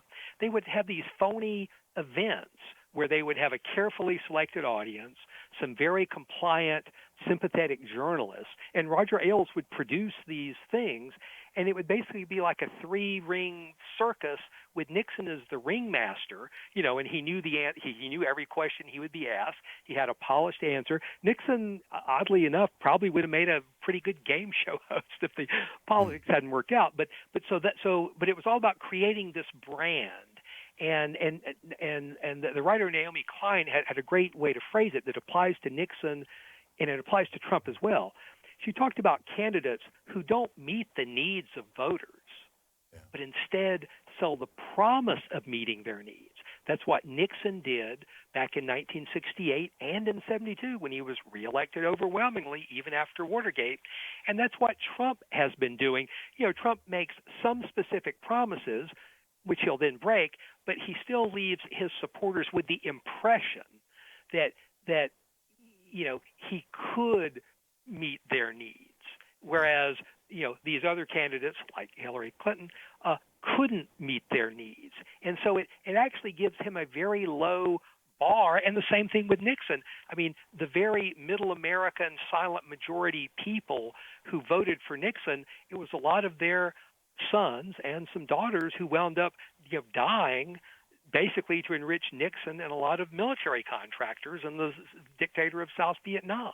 So that whole branding, so Trump has been using PR to brand himself as a successful businessman since the 80s, even as his businesses kept declaring bankruptcy. But and sometimes he couldn't afford a publicist, so he would pretend to be his own publicist. And then even when he had more bankruptcies into the 2000s, even when we had the Republican crash that started in 2006, and even good businessmen could not get loans, and Trump had not been able to get major loans from U.S. banks. He had turned to Germany, to Deutsche Bank. He was then suing them. So that's where Russia comes in. Who else was going to loan Trump money circa 2008 except those Russian oligarchs? And, these aren't mortgages that you file at your local county courthouse. There are other ways those transactions are handled. And I've got to say the Europeans and some American journalists have done really good jobs of just tracing. I mean, it's just, you'll have money flow through dozens and dozens of companies and countries and Cyprus and all these things. Sure. But, we now have a special prosecutor. Yeah, it should be clear, by the way, that it is not just Russian oligarchs. I mean, you've got Saudi oligarchs, you've got, UAE oligarchs, you've got oligarchs from a whole bunch, bunch of the Stan countries. They've been either laundering money or simply making high-ticket purchases of Trump properties over the years. This brings us to a great point, too. It's like Trump loves every dictator who has given him money or who could give him money. He loves every repressive regime with one huge exception. And that's Cuba. Right. Yeah. So why was Nixon obsessed with Cuba? How did it lead to Watergate? And why is Trump trying to continue Nixon's Cold War with Cuba today? Well, so Cuba in the 1950s was a paradise for rich Americans. It wasn't a working class, blue collar casino town like Las Vegas. That wasn't what Havana was. A lot of the casinos had dress codes. I mean, you were in black tie, you were in a tuxedo at the very least. And so Cuba was the playground of America's wealthy, and it was run by the mob. It was run by the mafia and the dictator of Cuba, Batista, who loved Richard Nixon just like the mafia loved Nixon. And so Nixon actually had business interests. That's some of his first business interests were in Cuba through his friend Bebe Rebozo, who was Cuban but not a Cuban exile. Bebe Rebozo was born in Tampa, Florida. But so to Nixon, Cuba was paradise. Who cared if there was one rural hospital in the entire country? Who cared if a lot of Cuba was still in a plantation economy where the people were practically slaves? And so Nixon loved that. He hated Fidel Castro. When Castro went to Washington, Eisenhower, the president, got out of town, said, Nixon, you handle this. It's the only thing I'll let you handle. Do it. And instead of talking to Fidel Castro, saying, look, all that money that the Cuban dictator stole, that the mafia stole, we're going to help you. We're going to help you start doing. No, none of that. He got a lecture from Nixon, and Nixon immediately started trying to kill Fidel Castro. Shortly before the 1960 election, Nixon ordered the CIA to hire the mafia to kill Fidel before the 1960 election, where Nixon was facing JFK, because Nixon thought people would stick with the 8-year vice president instead of the young, relatively untested John F. Kennedy. The mafia didn't do that, but get this, for hubris, Nixon publicly accepted the results of the election. Privately, he had the RNC challenge the election. Nixon thought he might yet be president, so he ordered the CIA not to tell President-elect Kennedy about these CIA mafia plots, and even once Nixon had to leave office, those plots continued with the Bay of Pigs just a cover for the continuation of the CIA mafia plots. There was no way 2,000 Cuban exiles would ever conquer Castro's 100,000-man army and militia. That was just a cover for continuing Nixon's CIA mafia plots. What Watergate was all about was hiding that, because Nixon also, back in 1960, the same mobsters he ordered the CIA to use to kill Fidel, Nixon got $1 million bribe for his pockets and his campaign from those very mobsters. That's what Watergate was about, trying to hide that bribe, trying to hide a new bribe. Is this the Hoffa bribe or the milk? Right, exactly. They were both Hoffa bribes. In 1960, Nixon got $1 million from the mafia in return for stalling charges against Hoffa. Flash ahead to the end of 1971, President Nixon gets another $1 million bribe from those same mobsters, people like Santo Traficante of Tampa, Carlos Marcello of Louisiana. The guys who killed Kennedy. Exactly, and they confessed.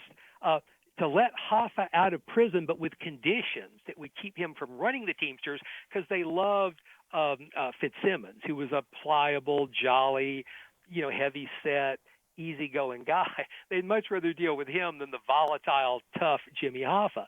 So Nixon had these two mafia bribes 11 years apart. He had attempted to kill Fidel using the mafia back in 60. By the way, he had also tried to kill Fidel Castro in December of 71 while he was getting the new mafia bribe. And so Fidel Castro got pissed off. He had a dossier prepared of all the CIA attempts to kill him. Nixon found out there was a copy in Washington at the Chilean embassy, which had a socialist president then. That's why the Watergate burglars, they didn't first burglarize the Watergate. They first looked for that dossier at the Chilean embassy, and Nixon talked about that on a Watergate tape kept secret until 1999 when the New York Times wrote about it. But you won't hear that on any of the new TV specials. Why not? They only found a few pages of it there. That's why they had to then go to the Democrats, which is where they worried it would wind up. As far as why these TV specials avoid, what the TV specials avoid is just ridiculous. They avoid Nixon's mafia ties, the fact that every one of the Watergate burglars and their supervisor Hunt was a current or former CIA employee. Two of the burglars were also working for the mafia when they burglarized the Watergate. Even you've heard the old lines of third-rate burglary, cover-up is worse than But the Watergate crime. really was about Nixon and the mob, and that's never mentioned in the corporate media. Exactly right. And it was a small part of a massive criminal enterprise. 70 people, according to one professor, were indicted or arrested or convicted of crimes for Watergate. But, to see most of these documentaries, you would think Watergate was this little odd thing. E. Howard Hunt, the Watergate supervisor, is regarded as some sort of an oddball screw-up. I got it. No. Lamar, when you hear the music, we got 10 seconds. We'll be right back. Stick around. You're listening to Thom Hartmann. Visit ThomHartmann.com for audio and video archives. We're talking with Lamar Waldron, author of Watergate, The Hidden History, Nixon, the Mafia, and the CIA.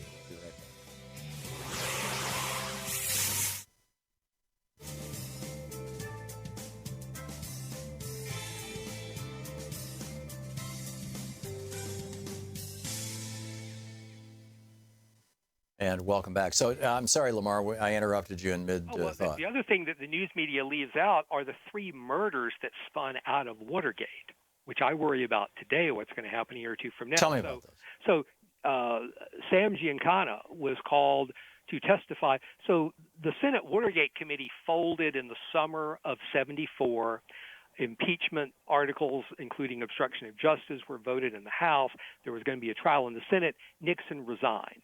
And so for several months, there weren't any hearings.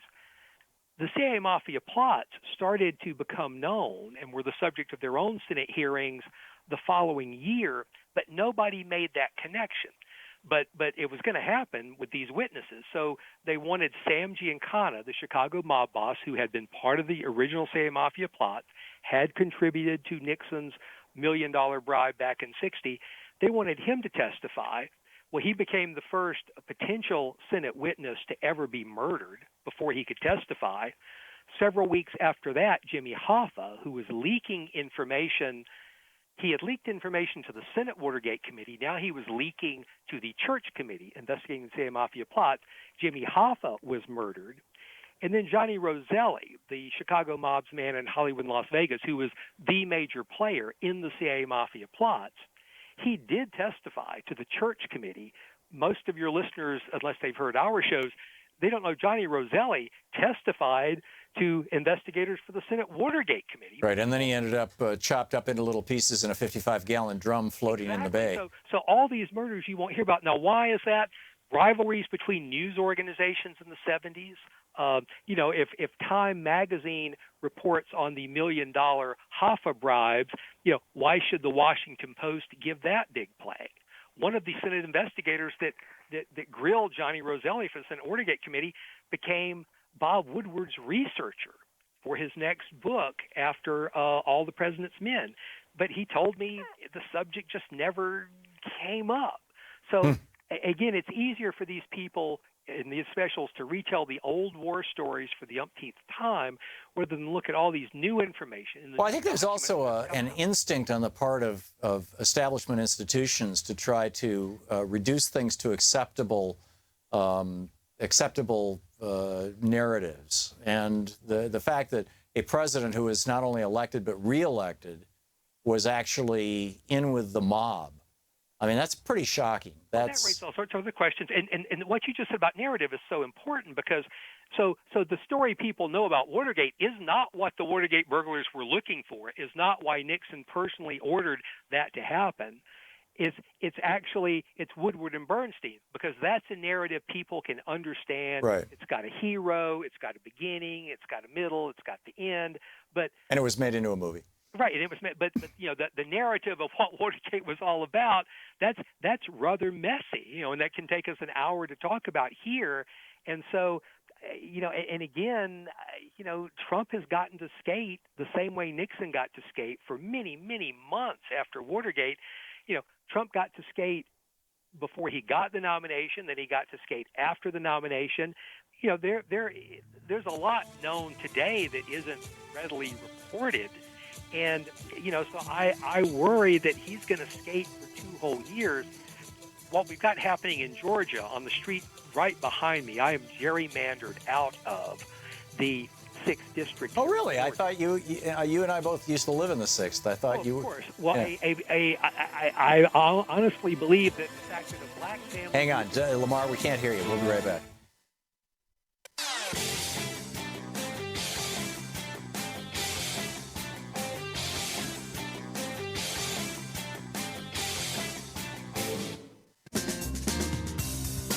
Welcome back. Thom Hartmann here with you. We're talking with my old writing partner, Lamar Waldron, the author of Watergate, The Hidden History, Nixon, the Mafia, and the CIA. He's also the author of The Hidden History of the JFK Assassination, and he and I are co-authors of Ultimate Sacrifice and Legacy of Secrecy.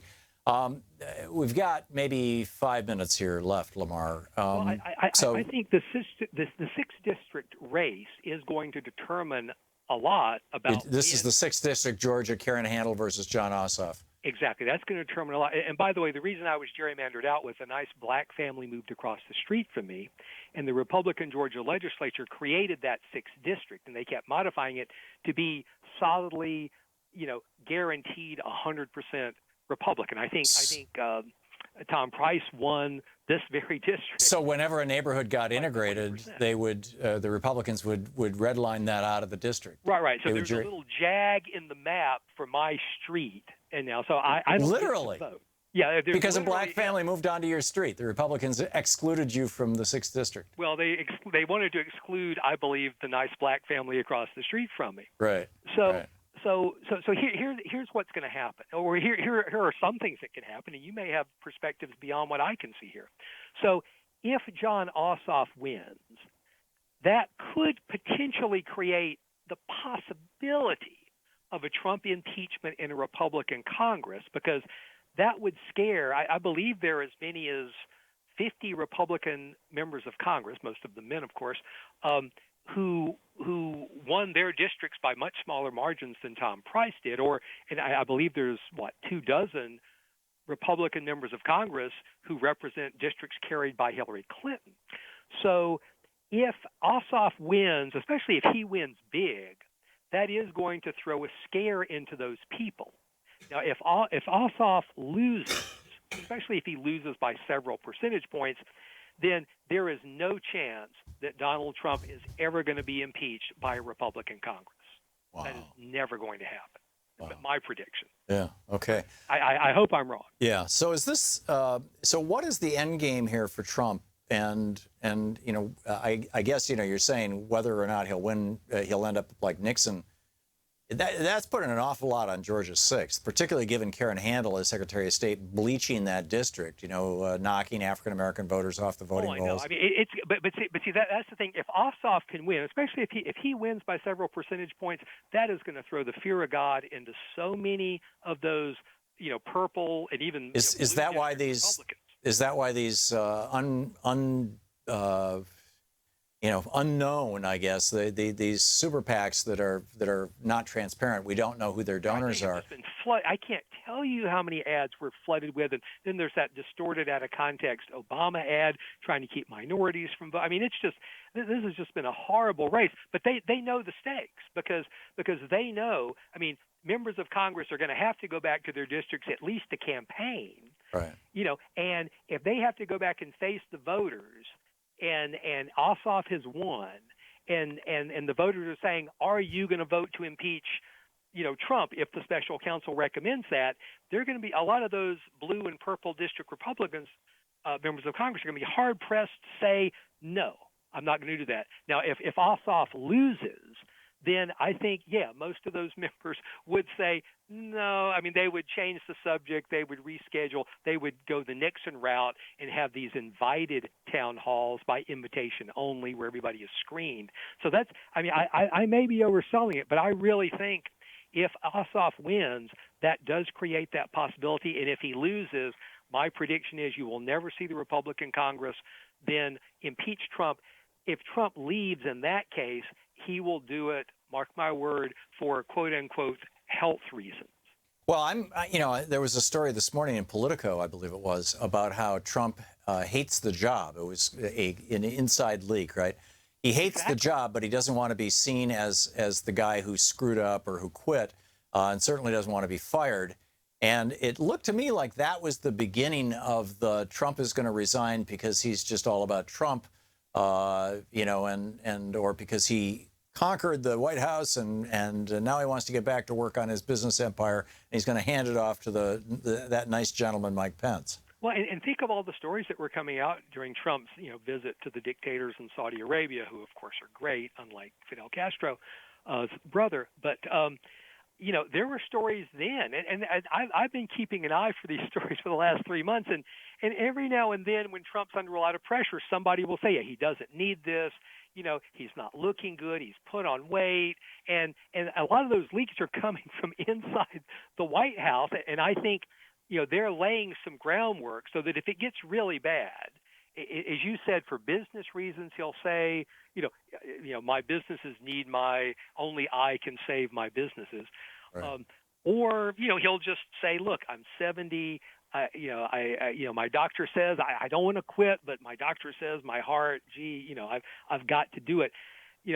But people should know, even if Ossoff wins tomorrow, there is no scenario aside from the health reason under which we get rid of Donald Trump as president anytime soon. It's going to be a long haul, just like it was with Richard Nixon. I hope to God it's not over 2 years like it was after Watergate before we get rid of Nixon. But I have to say, I won't be surprised if it is. You said that one of the parallels between Nixon and Trump is that Nixon was mobbed up and Trump was mobbed up. Can you elaborate on Trump being mobbed up? Well, I mean, of course, you have the state of New Jersey and casinos, and Nixon's bribe money was coming through casinos. I think Charles Colson even went to a casino to get that second $1 million bribe. You had, when Roger Stone went to meet Roy Cohn for the first time, one of the big crime bosses of New York was there, and Trump wound up buying a lot of concrete from that mob boss because the mafia was big in the construction industry. Now, in fairness to Trump, a lot of other business people had, you didn't have a lot of choice in those days. Yeah, if you're building buildings in New York where the mob is pretty strong, sometimes you just have to do business with them. Yeah. But then you have all of these other people, and Felix Sater, and all of the Russians and the oligarchs, and by the mid-'90s, organized crime is now a much more global money laundering kind of an operation, and Trump is very close to an awful lot of those people, and they will have simply been used for money laundering. Lamar Waldron, author of Watergate: The Hidden History. Thank you, Lamar. You're listening to Thom Hartmann.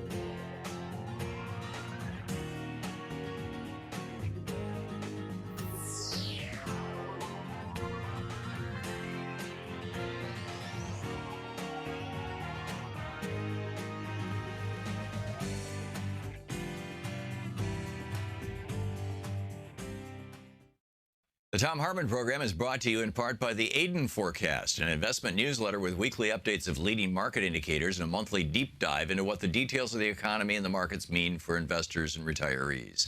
On the web at aidenmarkets.com.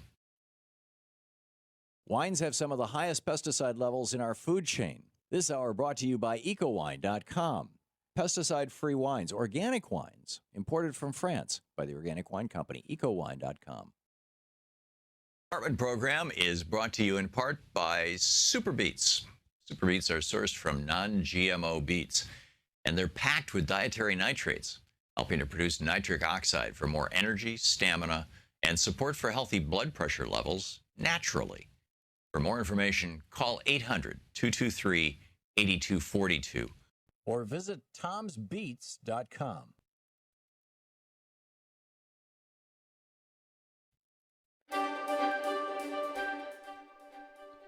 And welcome back. It's the free speech, this final week, hopefully. I'm pretty sure. And we've got to make this. We're behind. You know, I realize we're behind, right? And I realize it's the summer and, you know, the economy still sucks. It's like, you know, people don't have a lot of money. I get it. But we have to keep this network going. We have to keep this network going. We have to keep these shows on the air. This is important programming. I'm not just talking about my own show. You know, Amy Goodman's show, Democracy Now! Is brilliant. David Pakman, Stephanie. I'm sorry I don't have a list of all the shows that are on Free Speech TV, but there's some great programming on this network. Not to mention the brilliant documentaries.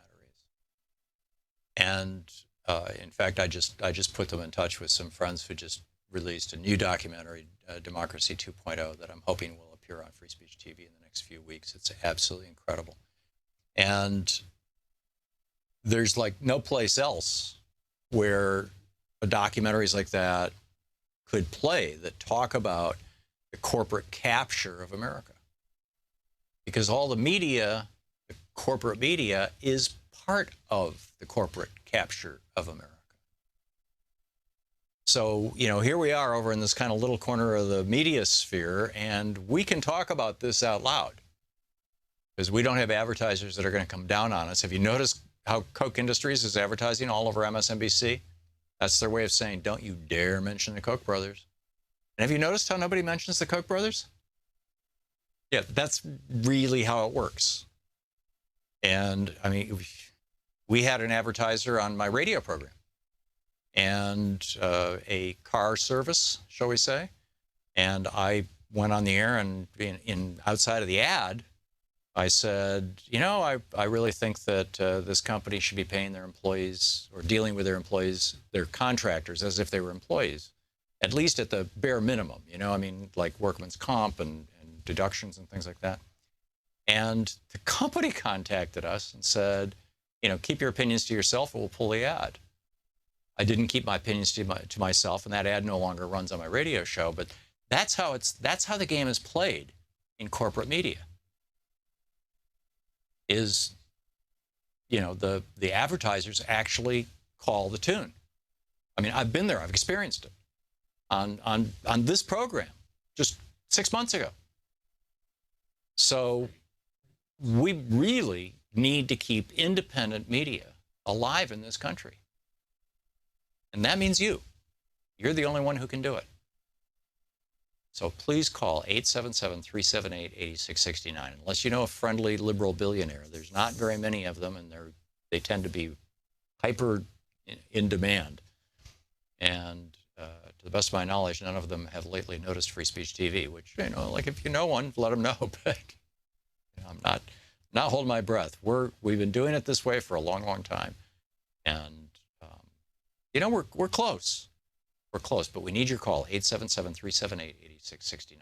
Please call now.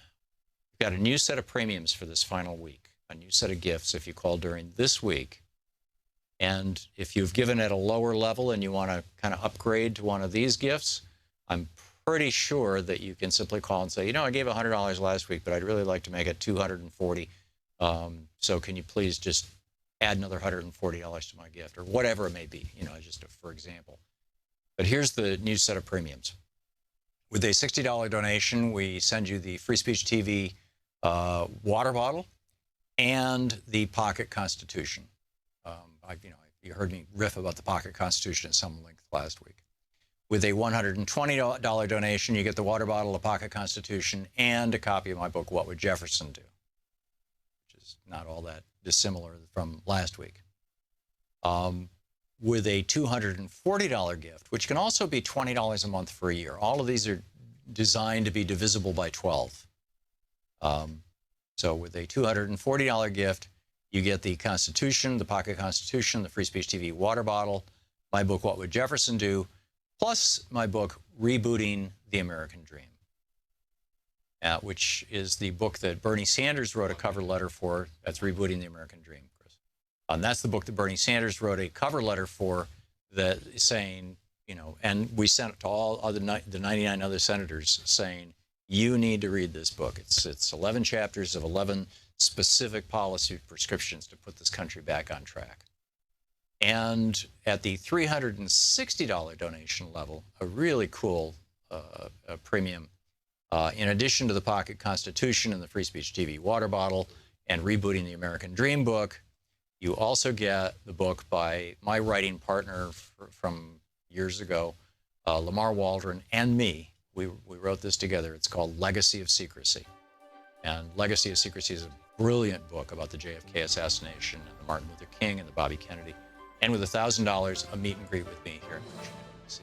So please call now.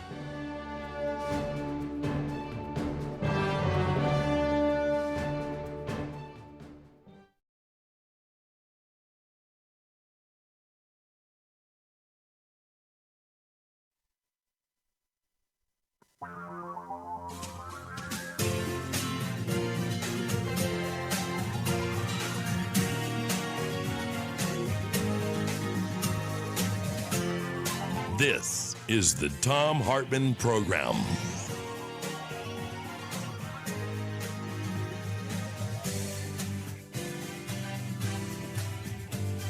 To be plugged in. Welcome back. Thom Hartmann here with you, and I'm really pleased to have in the studio with me Danny Goldberg. Danny Goldberg is the president of Gold Village Entertainment, the author of several books, including How the Left Lost Teen Spirit, and his most recent, In Search of the Lost Chord, 1967 and the Hippie Idea. And Danny, and also I should say, you and I have some history. You hired me at Air America when you were the CEO of Air America Radio. I did. One of the few positive accomplishments. One of many positive accomplishments that I can you made say from that era. Yeah, I'd say your tenure there was kind of the high point of Air America. Well, and when you left, it really. But that's a whole other story. Whole other story. Yeah. Anyhow, In Search of the Lost Chord, 1967, and the Hippie Idea. Why the word idea? Well, because the word hippie itself so quickly became drained of meaning. It was co-opted, as we used to say, by the media. It was the fodder of sitcom jokes, and it was associated with kind of stone buffoonery or dark figures like Charles Manson, by people that were self-involved, because of the ideal of it became such a media explosion that it was it was drained of meaning almost immediately. But my conceit is that even if you subtract long hair, love beads, even the music, the tie-dyed fashions, and some of the hippie slang, that there was a spiritual essence behind it that was what caused the magnetic attraction to begin with. And that idea to me still lives on. And, in simplistic terms, peace and love. Yeah. And without irony, without sarcasm, the idea of trying to bring those eternal values into a very complicated technological modernistic society, and to have a counterbalance to materialism, which to me has been the dominant religion of the West for my lifetime. And it included exploration with psychedelics. It included exploration with other spiritual traditions, such as Eastern traditions. But mainly it had to do with trying to identify oneself as a soul, not just in terms of the external roles. So I was really inspired by the combination of things that I graduated from high school in 1967, so this is not a memoir. It's like a journey to all the things in the culture that inspired me at the time that I wasn't quite cool enough to be part of yet. And it was a lot of darkness. It wasn't all peace and light, even though the middle-class economy was better. Especially by the 70s. You know, even in 67, there were 500,000 troops in Vietnam, and every male, of my generation up to the mid-30s was susceptible to the draft, 25 million people. There had been 20 or 25 million, over 20,000 American soldiers killed in Vietnam. By then, that number would more than double under the Nixon regime. There were the worst urban race riots since the Civil War. And we had a head of the FBI that makes Jim Comey look like Gandhi. Right. J. Edgar Hoover was extraordinarily venal, corrupt, had files on people, intimidated members of Congress and many presidents, and was hated the civil rights movement and the anti-war movement far beyond any rational security interests of the U.S. So there was a lot of darkness that younger people in the counterculture had to deal with, but there were a lot of inspiring things, both in music. First year that Jimi Hendrix, Janis Joplin, Pink Floyd, the Velvet Underground, Sly and the Family Stone, the Doors, and the Grateful Dead all released their debut albums that year. Oh. First year of FM rock radio really was created in the San Francisco area. I'm sure you were inspired in part by it. I was doing an all-night progressive rock show in 68. Right, by 68. WKAR in East Lansing, Michigan. Yeah, by 68 it becomes a national phenomenon, but up until the middle of 67, there was no such thing. FM used to be for farm reports and news and classical music. The year that Rolling Stone started publishing, the year of the Six-Day War in Israel, the year that Che Guevara was murdered. Interesting year. And of course, in the Vietnam protest movement and the civil rights movements were merged for some of us when Dr. King broke with the mainstream civil rights organizations and came out against the war in April of 67, which was only a few weeks after Muhammad Ali was convicted of draft evasion. And Ali, I think at that point, was the most famous person against the war in Vietnam. Yeah, it was an extraordinary era. I was part of that, as I believe you were too. And I remember, I think it was in 67, Tim Leary sent a guy, might have been early 67, in fact. It was when acid was still legal, or it was just on the tail end. Well, acid became illegal in most of the country in October of 66. 66. And that's why in 67 it proliferated, because, of course, once you make something illegal, it's much easier to get. But my like recollection... we learned in Prohibition. Yeah, it might have been that year. I would have been 15 that year, and I was like only living at home half the time. I was living out at the paper office in East Lansing where they published the underground paper. And this guy, Keith St. Clair, who Tim Leary had sent out to, he had 12 people that he sent around the country. This was in Michigan? This was in East Lansing, yeah. Because it varied from state to state. California, I know, banned it in October, and by the next year it was but it might have been a brief window where it was illegal in California. Yeah, he showed up with some incredible acid, and I took it, and we did it in the Methodist Church on Trowbridge Road. And there were 12 of us, and we'd take acid and do this spiritual exploration. And then that, led me into the Maharishi and TM, and then that led me into the SDS. And by 68, I was, I'd gone from being totally spiritual to being largely political. Well, one of the reasons I wanted to focus on 67 instead of 68 or 69 was because 67 still, for me as a kid, and I think in the society writ large, there was a balance between kind of spirituality and protest. And that combination to me is what made it a special moment. And by 68, the darkness predominated. More anger in the protest, the murder of Dr. King and Robert Kennedy, the disturbances outside of the Democratic Convention.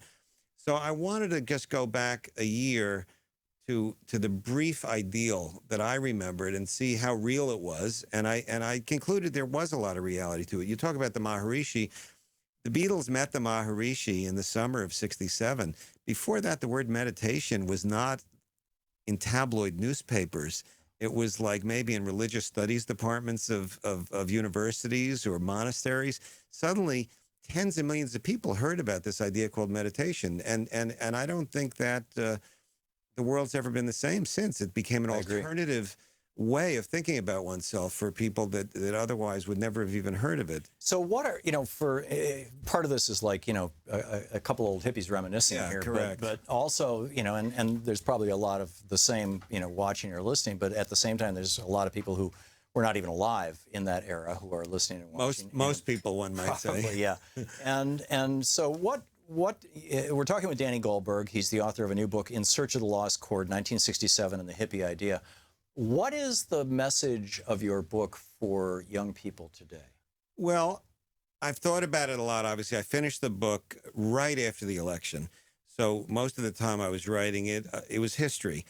After the election, I was confronted immediately with, well, what is what you asked? And I think of it from the standpoint of someone who's on the left and who is whether you call it a progressive, a liberal, democratic socialist, certainly someone opposed to the policies of the Trump administration. And the question is not how do I feel, but how to be effective. Mm-hmm. And I think that a lot of the lessons from the 60s are what not to do as well as what to do.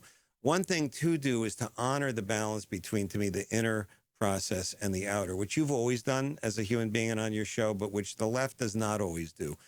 Another is, Che Guevara said that when you ask the American left to form a firing squad, they get into a circle. Right. The self-destructiveness and the factionalism and tribalism between the Hillary people, the Bernie people, the Occupy people is a luxury we simply cannot afford. It undermined the protest movement in the 60s. Tom Hayden, shortly before he died, made a speech here in Washington. Tom Hayden, of course, being the great leader of one of the great leaders of the anti-war movement and original founders of SDS, or early presidents of SDS, author of the Port Huron Statement, said that they had promised themselves they wouldn't replicate the factionalism of the left in the 30s, and they failed to do that. They did replicate it. We can't do that. There has to be a way of honoring our differences between someone who believes that Bernie is right and we can have public college free for everybody, and people that may have supported Hillary Clinton who feel it's not practical right now. I'm on the Bernie side of that argument, but I am on the bigger side of the argument that we have to find ways of honoring, respecting each other within our community on the left if we're then going to try to find a way of creating enough dialogue with enough of the Trump voters to topple this regime, because we can't do it ourselves, and certainly one little subgroup can't do it ourselves. Another thing to me to learn is the limits of polarization. The whole word counterculture, which I embrace and identified with and is one of the themes of the book, in retrospect, I don't think is the right way to think about it, because it's about being against something. And I asked Ram Dass, one of my heroes and one of the people I dedicated the book to, who's a spiritual teacher, as you know, wrote the great book, Be Here Now, had originally been known as one of the Harvard professors who popularized LSD, and then Richard Alpert, went as Richard Alpert. And I asked him if he thought there was more light than darkness in retrospect. And this was after the election. It was the last question I was able to ask and get into the book. And he said he thought there was more light than darkness, but that he felt that they had underestimated the damage that was done by polarization. When I was a kid, we used to divide people into heads and straights. Straight in those days meant not smoking pot or taking acid. I don't think people like being condescended to as being square or straight or uncool. I think that there has to be a way of asserting our values without dehumanizing other people, because the reaction that we get from it is simply a price we can't afford. So I think a lot of what happens in the polarization that we see today originates, I think, in the 60s. And even though it's a different technology era, it's a different media era, it's a different economic era, there are cosmic similarities in the way human beings relate to each other that we can learn from what to do and what not to do to try to, step back from the abyss that it seems like we're now facing. Certainly one similarity of now in the 60s, that did feel like an abyss then also. It was the threat of nuclear war. There were riots and so forth. So I hope that peace and love can somehow be practical, because without it, I don't know, we have a chance. History and a Cautionary Tale. In Search of the Lost Chord, 67 and the Hippie Idea. Danny Gold. Danny, thank you so much for having me. This is the Thom Hartmann Program. Danny Goldberg, In Search of the Lost Chord. We'll be right back.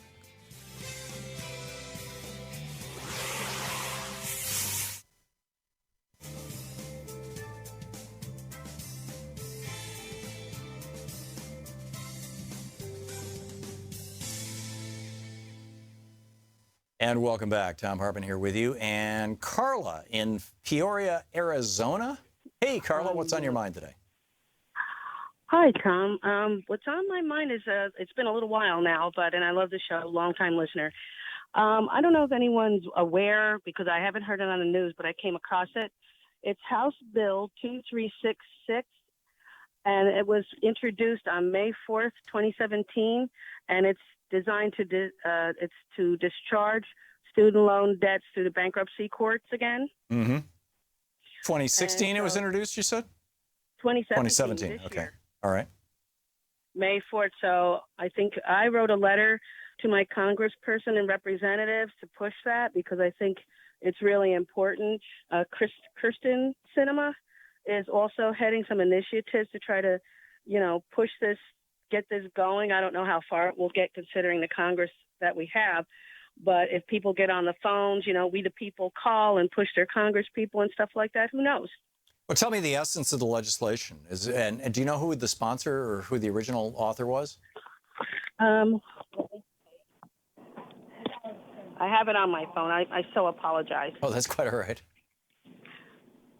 Okay, it says sponsor John Delaney. Uh-huh. And what else did you want to know about it? The essence of the legislation. You said it's to discharge student debt. How? It looks like it's to reinstate the ability to discharge the school loan debt through the bankruptcy court. Okay, so what this would do is it would modify the Joe Biden's legislation from 2005, I think it was, that the bankruptcy overhaul that he and Debbie Stabenow and a bunch of other folks, pushed through, that for the very first time said that you may not declare bankruptcy with student loan debt. It would undo that. Right. Is that right? That looks like that's what it is, and that I think I went to Kirsten Sinema's website and her homepage, and she's having a big discussion and initiatives about that because I think the student loan debt is 1.3 or 4 trillion dollars, and it's stifling the economy. I mean, there are people that just simply cannot and will not ever be able to pay that back. Right. So. On the other hand, if kids all of a sudden can declare bankruptcy, the business model of a whole bunch of banksters is going to fall apart. Which, I'm not crying crocodile tears for them. But, pardon? Is that a good thing? Well, yeah, I said I'm not crying crocodile tears for them, but it could be really disruptive to the economy on a very short-term basis. But I'm entirely in favor of it. I mean, messing with the banksters is a fine thing by my point of view. Yeah, I agree with you as well. And, it's a shame that it has gotten to this point. But, we all know overall that banksters and things like that have taken complete and full advantage of the situation, and it's just out of control. Yeah. So, Carla, you're calling about House Bill 2366. It's in the House of Representatives. Do you know if it's gone through committee or anything? No, it was just introduced. Okay. So given that the Republicans control the House of Representatives, odds are nothing's going to happen. Yeah, I mean on the page where it shows the sponsor, it has like a 1% chance. Yeah. But well, if there's only one sponsor, I think if people call and write, who knows? Right. Yeah. There you go. House Bill 2366. Carla, thank you very much. Great talking with you. Thanks for the call. Yep. Bye-bye. We'll be back with your calls, my thoughts, and the news of the day after this.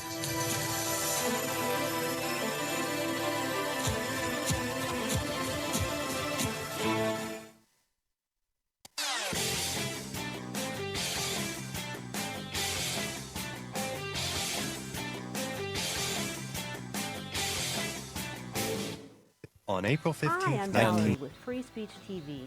We're proud to provide you with independent, unfiltered news and documentaries. And as our valued viewer, you can help us continue bringing Free Speech TV well into the future. Join our Pearly Gate Rebels, our planned giving program. Your gift of any size will help ensure democracy endures through an informed citizenry. You can donate property, money, or assets. It's easy. My spouse and I are proud Pearly Gate Rebels. We're doing our part to ensure that Free Speech TV will be here to deliver thought-provoking news and information well into the future. Join us. Call 877-378-8669 or email me at valerie@freespeech.org. Rebel against media owned by billionaires and become one of our pearly gate rebels today.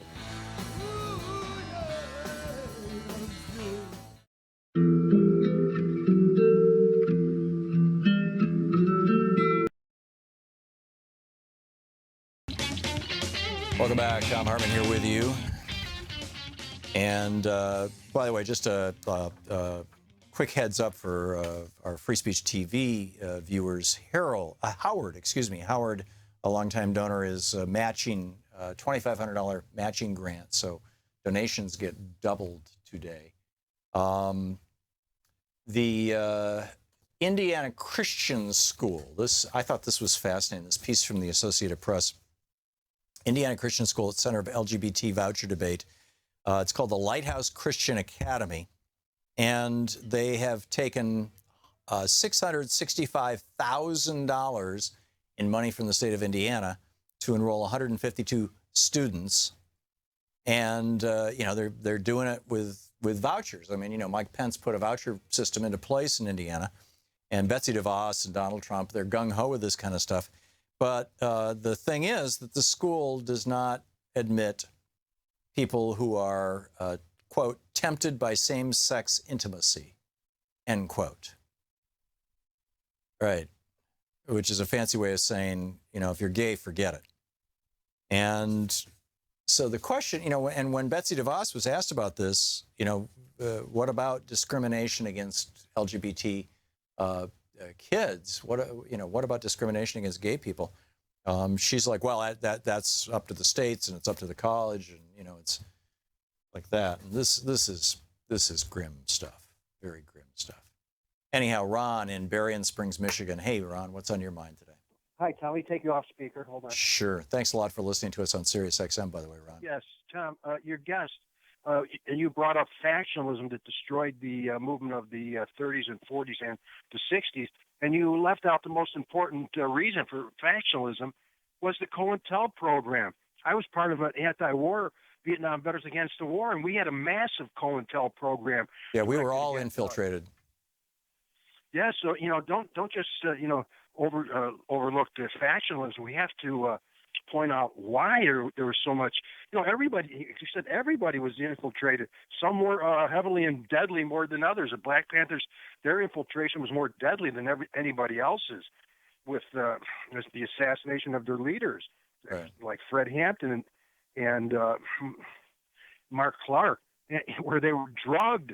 They were drugged with Seconal by the agent provocateur in the house, and the Chicago cops burst in and just machine gunned everybody except the pregnant wife. It was It was a tough time. It was a tough time. It was. Thank you for finishing the history. Ron, I appreciate the call. Thanks for listening to Sirius XM. We'll be back. It's coming up on 28 minutes past the hour. We'll be back after the break at the bottom of the hour with more of your calls, my thoughts, and the news of the day. And what happens if Rod Rosenstein gets fired? Very interesting scenario here. If you've never heard of Rachel Brand, stick around. You're listening to the Thom Hartmann Program. Call 202-808-9925. They call her the Federalist Society prom queen. It's going to be interesting. Stick around.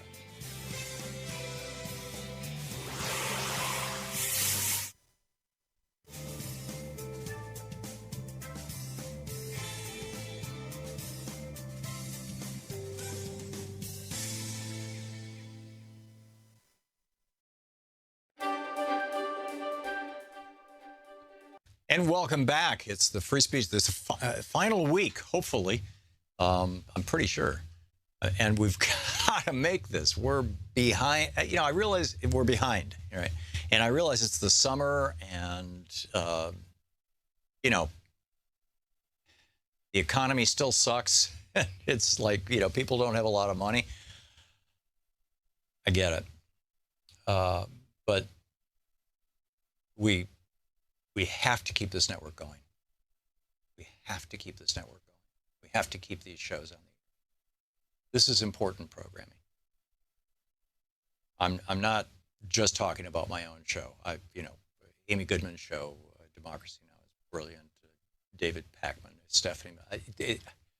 I'm sorry I don't have a list of all the shows that are on Free Speech TV, but there's some great programming on this network. not to mention the brilliant documentaries. And in fact, I just put them in touch with some friends who just released a new documentary, Democracy 2.0, that I'm hoping will appear on Free Speech TV in the next few weeks. It's absolutely incredible. And there's like no place else where documentaries like that could play that talk about the corporate capture of America. Because all the media, the corporate media, is part of the corporate capture of America. So, you know, here we are over in this kind of little corner of the media sphere, and we can talk about this out loud because we don't have advertisers that are going to come down on us. Have you noticed how Koch Industries is advertising all over MSNBC? That's their way of saying, don't you dare mention the Koch brothers. And have you noticed how nobody mentions the Koch brothers? Yeah, that's really how it works. And I mean, we had an advertiser on my radio program and a car service, shall we say.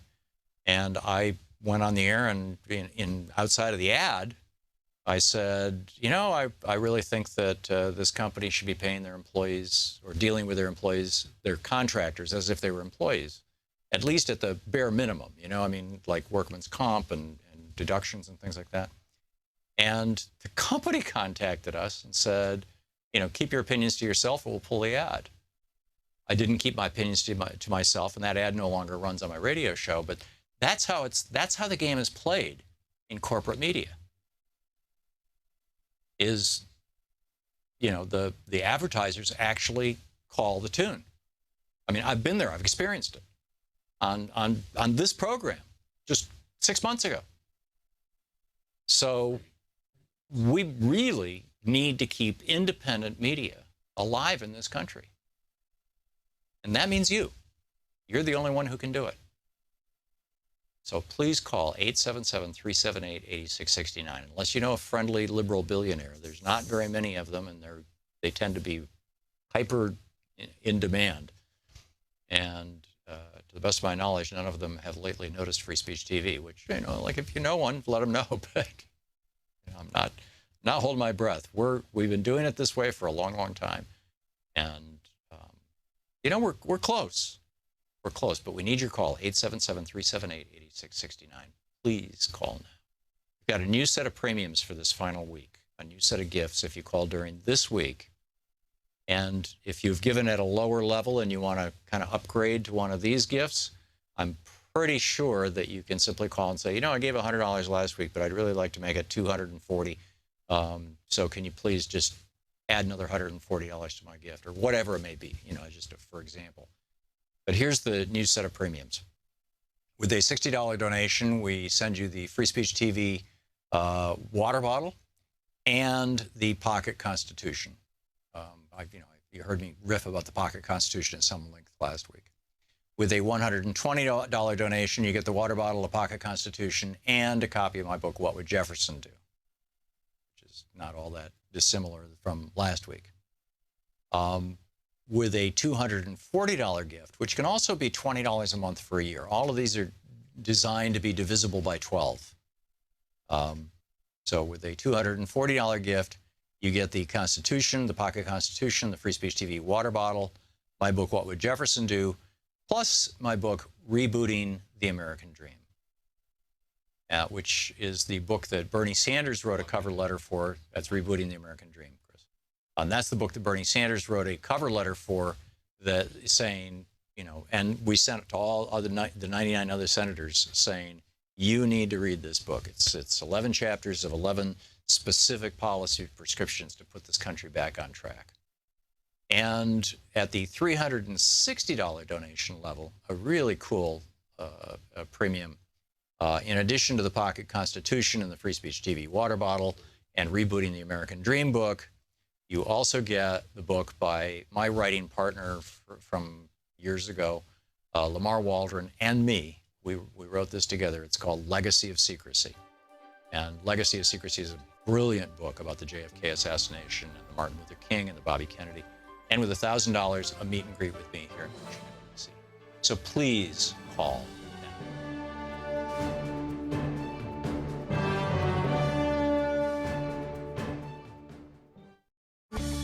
connect with the show online? You can find the Thom Hartmann Program on Facebook, Twitter, and Instagram. You can support the Thom Hartmann Program and see video of our entire 3-hour show over at patreon.com/Thom Hartmann. Welcome back. Thom Hartmann here with you. Last week after we got off the air, or it might have been while we were on the air, but I didn't discover it until after we got off the air. Seth Abramson did a Twitter storm, a tweet storm about this situation. What happens right now? Jeff Sessions is not overseeing the investigations into Donald Trump because he recused himself. So now it's being done by Rod Rosenstein, and Rod Rosenstein is apparently, because, well, not apparently, he wrote the letter to Trump saying, well, not saying you should fire Comey. It didn't explicitly say that, but providing the structural rationale for it, let's say. And so there's a broad, I don't want to call it consensus yet, but, you know, a broad opinion that Rod Rosenstein is going to recuse himself any day now. Which means that the person working under him is going to end up in charge of prosecuting Trump, and that is Rachel Brand. Rachel Brand is, you know, while Rosenstein was, they both required Senate confirmation. Every Democrat voted for Rosenstein, as did all the Republicans. Not a single Democrat voted for Rachel Brand. She was passed through the Senate, the confirmation process, entirely with Republican votes. Because she's so conservative. As Seth Abramson notes, conservatives call her, as a compliment, the Federalist Society prom queen. She used to be a lawyer, a litigator, you know, who engaged in lawsuits at the U.S. Chamber of Commerce. You know, so as Seth Abramson says, as a former litigator at the Chamber of Commerce, she has a long history defending the powerful when they seek to harm the weak. And she's also a longtime family friend with Ted Cruz. So just, I wanted to put that on your radar screen. Keep an eye out for Rachel Brand. It's going to get real interesting here. We'll see, you know, what happens with, you know, if this echoes down the chain. Paul in Woodinville, Washington. Hey, Paul, what's on your mind today? Hey, Tom. So your guest speaking about, I guess, liberal fascism or progressive factionalism. You're talking about Danny Goldberg, yeah. Right. So he's going back to the 60s and instead it goes back to the 30s. Well, actually, it goes back further than that. I was thinking the socialist labor revolution of 1848 in Europe, I hesitate to call it the Marxist revolution, although Karl Marx was part of it.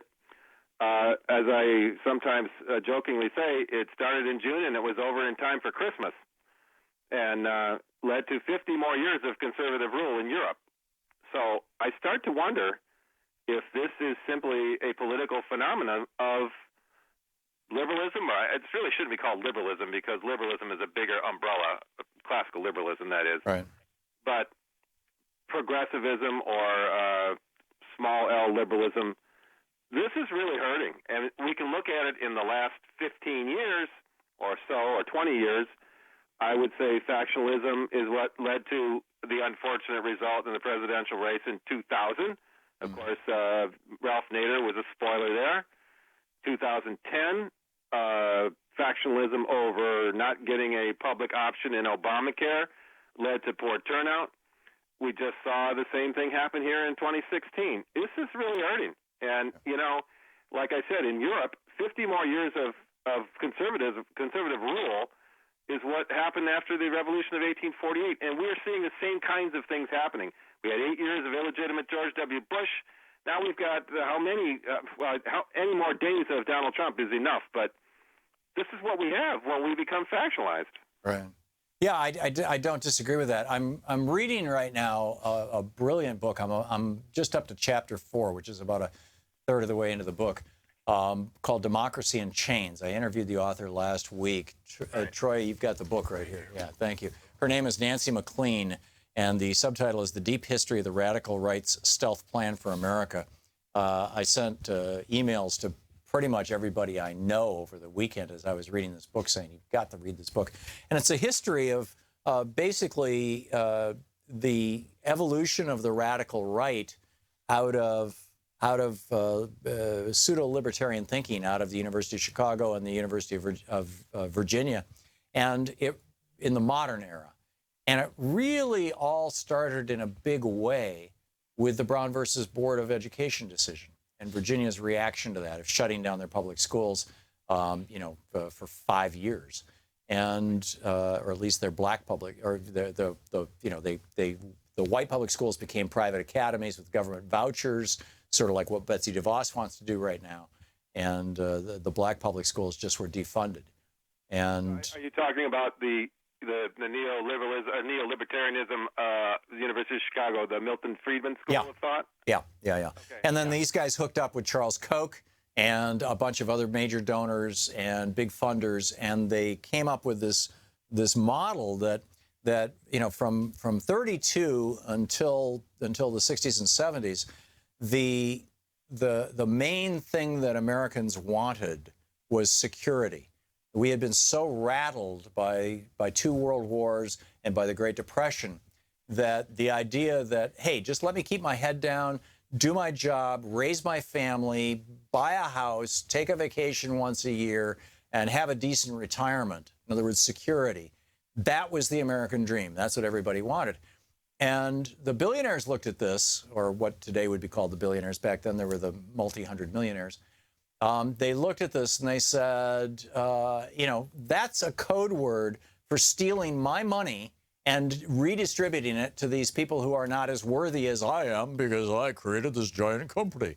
And, because many of these guys actually believe that they and they alone created their wealth, their billions. And so they said, we've got to change the frame of the discussion in America from security to liberty. And they've been quite successful in doing that. I mean, Reagan was the peak of it. They put all their chips on Barry Goldwater. That didn't work out all that well. But it's just amazing to read how well coordinated, how well funded, and it's going on to this day. I mean, if I was a right-wing talk show host, I'd be a multimillionaire, or at least a millionaire. And because, right-wing talk show hosts have all these subsidiary benefits, all these organizations that will write them checks if they give speeches, publishing companies that'll publish their books and pay them absurd advances. And it's really just a way of, sponsoring the industry, as it were, the industry of right-wing media. Nothing like that exists on the left. And what we're seeing today has been going on since the 50s. Yeah. Let me add to something to that, Tom, is that typically what happens when conservatives take control after liberal factionalization is they often throw a liberal bone, throw out a bone to the liberals, such as what happened in Germany in the 1880s. National health care. The socialist type of uprising, Otto von Bismarck developed what we then took on as Social Security in 1883. He did that to quell the socialist uprising that was taking place. He thought he was just throwing them a bone, but that's what happened, and it worked. Of course, after World War I, and Teddy Roosevelt was playing with the same. Bismarck implemented social insurance theory, and Teddy Roosevelt was wanting to promote the same thing. But then after World War I, of course, everything German was considered bad, and up through so it never took hold until Roosevelt came along and repackaged it. Yeah, Bismarck also created the first single-payer system, did he not? That's right. It was Social Security. It was Social Security and Medicare created in 1883 in Germany, and it was to basically throw a bone to the socialists who were starting to gain force again. But that's what often happens is. And this is nowadays they package it as more freedom and liberty. Oh, you have more choices with the Trump healthcare plan. Right. All the choices are like going into a casino. They're all bet against you to lose. That's what kind of choices you're going to get. But that's the way they're packaging it, is to throw the liberals a bone. If you can just keep afloat, then that should be good enough. That's why we can't factionalize. We won't move forward. Amen. You're listening to Thom Hartmann. Visit thomhartmann.com for audio and video archives. Back with more of your calls after this. Stick around.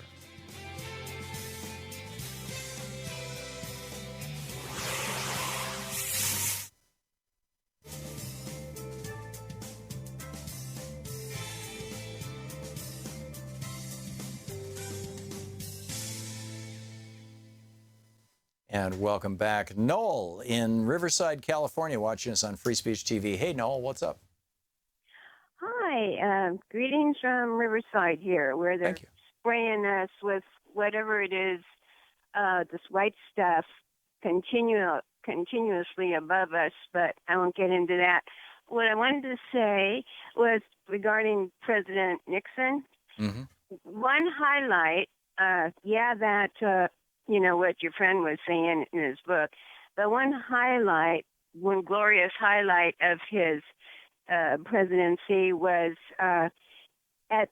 in the Yom Kippur War, where the Arab Republic and the Syrian Arab Republic decided to invade Israel on Yom Kippur when everybody was in the temples. Remind me what year that was, Noel? Pardon me? What year was that? That was 73. 73. Thank you. Yeah.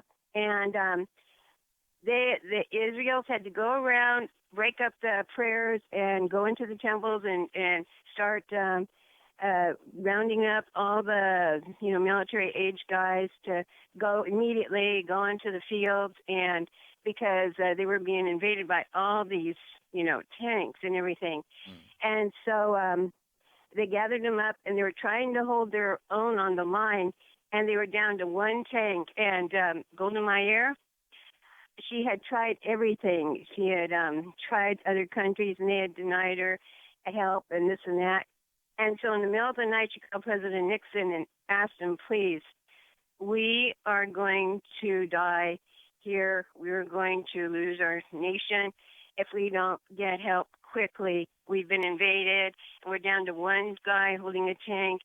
And President Nixon later on said that in his earlier days, as a child, he went to Bible study and everything, and his mother told him that one day he was going to be in a prominent position and he would help Israel in some way. And he said his mind went back to that, and he told her, yes, I will help you, against Kissinger, didn't want him to. He said, let them bleed. And he was up against practically everybody, but he goes, no, I'm going to do this. I was destined to do this. And he shipped like 22,000 tons of tanks, artillery, and everything. And that in itself saved Israel. They would have been destroyed. So I think God, just for that alone, God will let him, enter the pearly gates step. And nobody, I don't know why nobody brings this up. It's on the series Against All Odds. And just one last thing, if people are inclined anywhere, say a prayer for Ossoff that he wins. Thank you, Tom. Yeah. Okay, Noel. Thank you. And Robert in Greenville, North Carolina. Got a little less than a minute, Robert. A real quick one here. Hi. Well, a friend of ours voted early in Georgia, Mm-hmm. and a volunteer came to her door, and her name was on a list that she had voted, and she already has voted, and she's checking into it. So they're checking early voters? She voted early for the election on Tuesday. Volunteer came to my door. I said, I already voted. She said, your name should not be on my list because you already voted. Oh, geez. So it's looking like voter suppression. This is an early warning sign of voter suppression. Is that what you're saying, Robert? She's going to look into it tomorrow. She's going, and if I find out something, I'll yell at you. Yeah, please call us back. Robert, thank you very much for that information. Thanks for watching Free Speech TV. We'll be right back.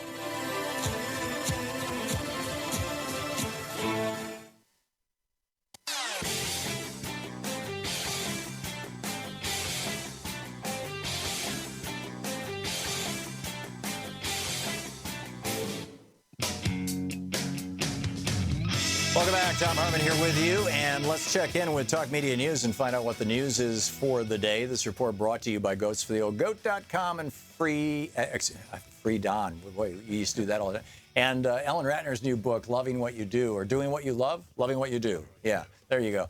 On the line with us, Victoria Jones. And Victoria, before we get started, I just wanted to apologize to you and to our audience for my intemperate remark about Steve Scalise last week. It was... something that a conversation we should probably have next week. And my apologies. That's okay. It's okay. So what's going on in the news today?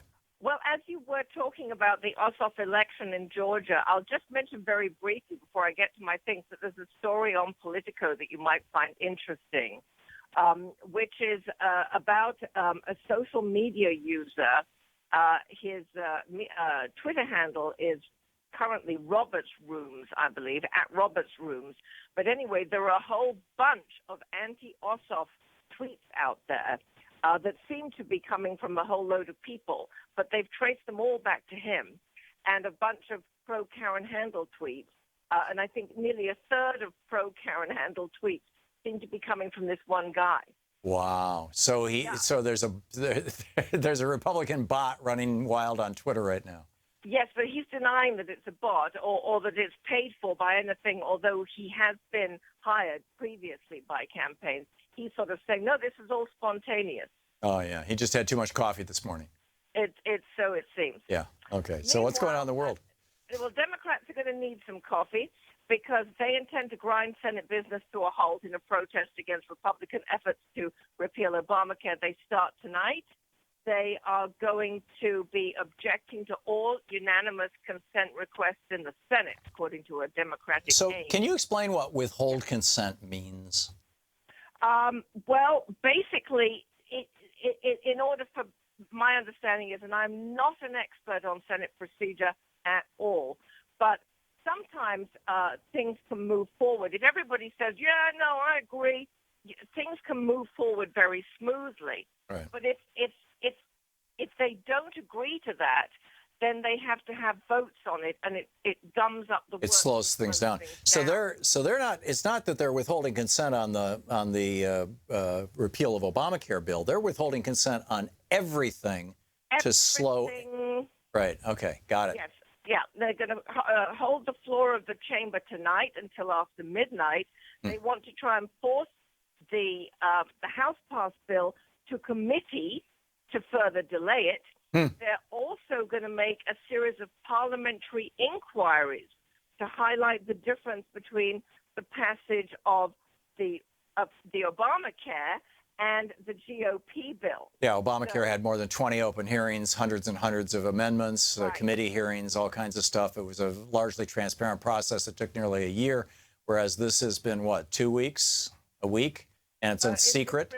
Pretty quick, yeah, behind closed doors. Yeah. Meanwhile, the Republican Study Committee, which is the largest bloc of conservatives in Congress, is about to send out a letter.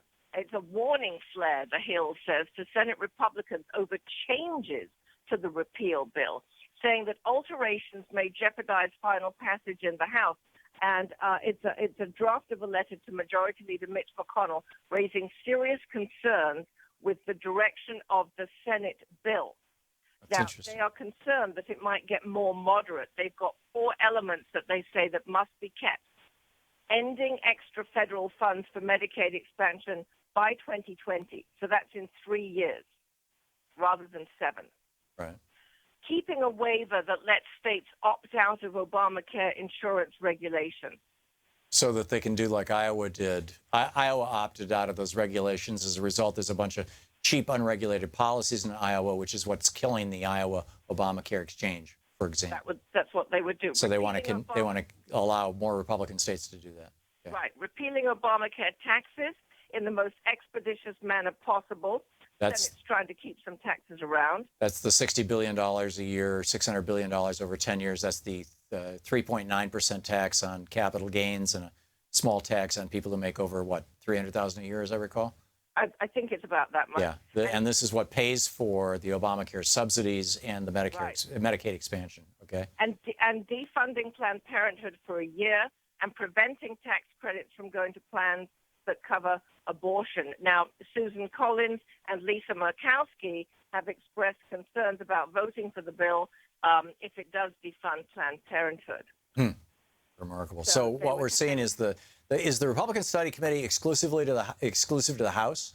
No, I believe it's Republicans in Congress generally. I believe it is, but it's conservatives. So that's where they are. So they're saying keep it very hard right. Right. Yeah, just, throw those people off their health insurance and cut the taxes on the billionaires. Damn it, we got to do this. Okay, what else is going on? A number of decisions in the Supreme Court. One that could benefit the NFL's Washington Redskins. The Supreme Court ruled 8-0 unanimous today, throwing out a federal prohibition on disparaging trademarks as a constitutional violation in a major free speech case involving a dance rock band called the Slants. I don't understand. Well, the Slants, which is an Asian American rock dance band, wanted to trademark their name. Right. And the trademark people said, no, you can't, because that is a disparaging name. You cannot trademark yourself. Is it the Klan, as in Klan? No, SLANTS, as in... Oh, slants. We are, okay. We are yeah. Asian Americans. We have slanted eyes, and Right. we are reclaiming that name for ourselves. Oh, my. We want to reclaim that Okay, name. so the trademark. So if somebody wanted to try to trademark the N-word or something like that, it was a variation on that. And the trademark office said no, and the Supreme Court said yes. Is that right? The Supreme Court said yes. Justice Alito said it offends a bedrock First Amendment principle. Speech may not be banned on the ground that it expresses ideas that offend. Right. It was unanimous. Yeah, I don't disagree with it at all. That's interesting. The Supreme Court also today said that it will take up and consider whether gerrymandered election maps favoring one political party over another violate the Constitution. That's one that I'm very concerned about. I'm guessing, since the Constitution doesn't mention political parties, and basically everybody was a Federalist at the time the Constitution was written, there was only one party. And it wasn't even a party. I mean, it was just a concept that they will not, that's not going to work out well for frankly, Democrats. Yeah, it's going to be a very interesting case. Yeah. Nearly an hour elapsed before a Philippine-flagged container ship reported a collision with a U.S. warship, the Japanese Coast Guard said today. Was the pilot drunk? I mean, the captain drunk? We don't know. We don't know anything. We just know that they took an hour before they reported it. Yeah. So there's something. I mean, there's obviously something odd about it. Yep. Something very strange. Meanwhile, the terror attack on a London mosque is every bit as sickening as others in recent weeks. Theresa May said 1 man is dead, 9 went to the hospital. They've got the 47-year-old white man who is, I believe, from Cardiff in Wales, and they're investigating that. And a car deliberately hit a police van before bursting into flames on the Champs-Élysées in Paris today. Oh, my. Was this, do we know who was driving it? No, he's known to intelligence. Huh, interesting. Victoria Jones with Talk Media News. Victoria, thank you so much. Thank you. Always great talking. We will be we'll be back tomorrow. Thanks so much for being with us today. It's been a fascinating day. I hope it's been interesting for you. And in the meantime, between now and tomorrow, don't forget democracy is not a spectator sport. It requires all of us. And that includes you. Get out there, get active today. We'll see you tomorrow.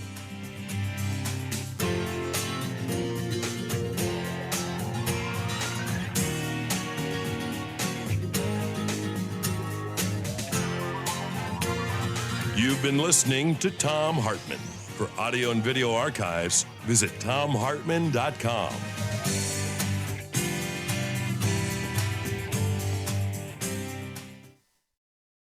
The Thom Hartmann Program is brought to you in part by the Aiden Forecast, an investment newsletter with weekly updates of leading market indicators and a monthly deep dive into what the details of the economy and the markets mean for investors and retirees. On the web at aidenmarkets.com.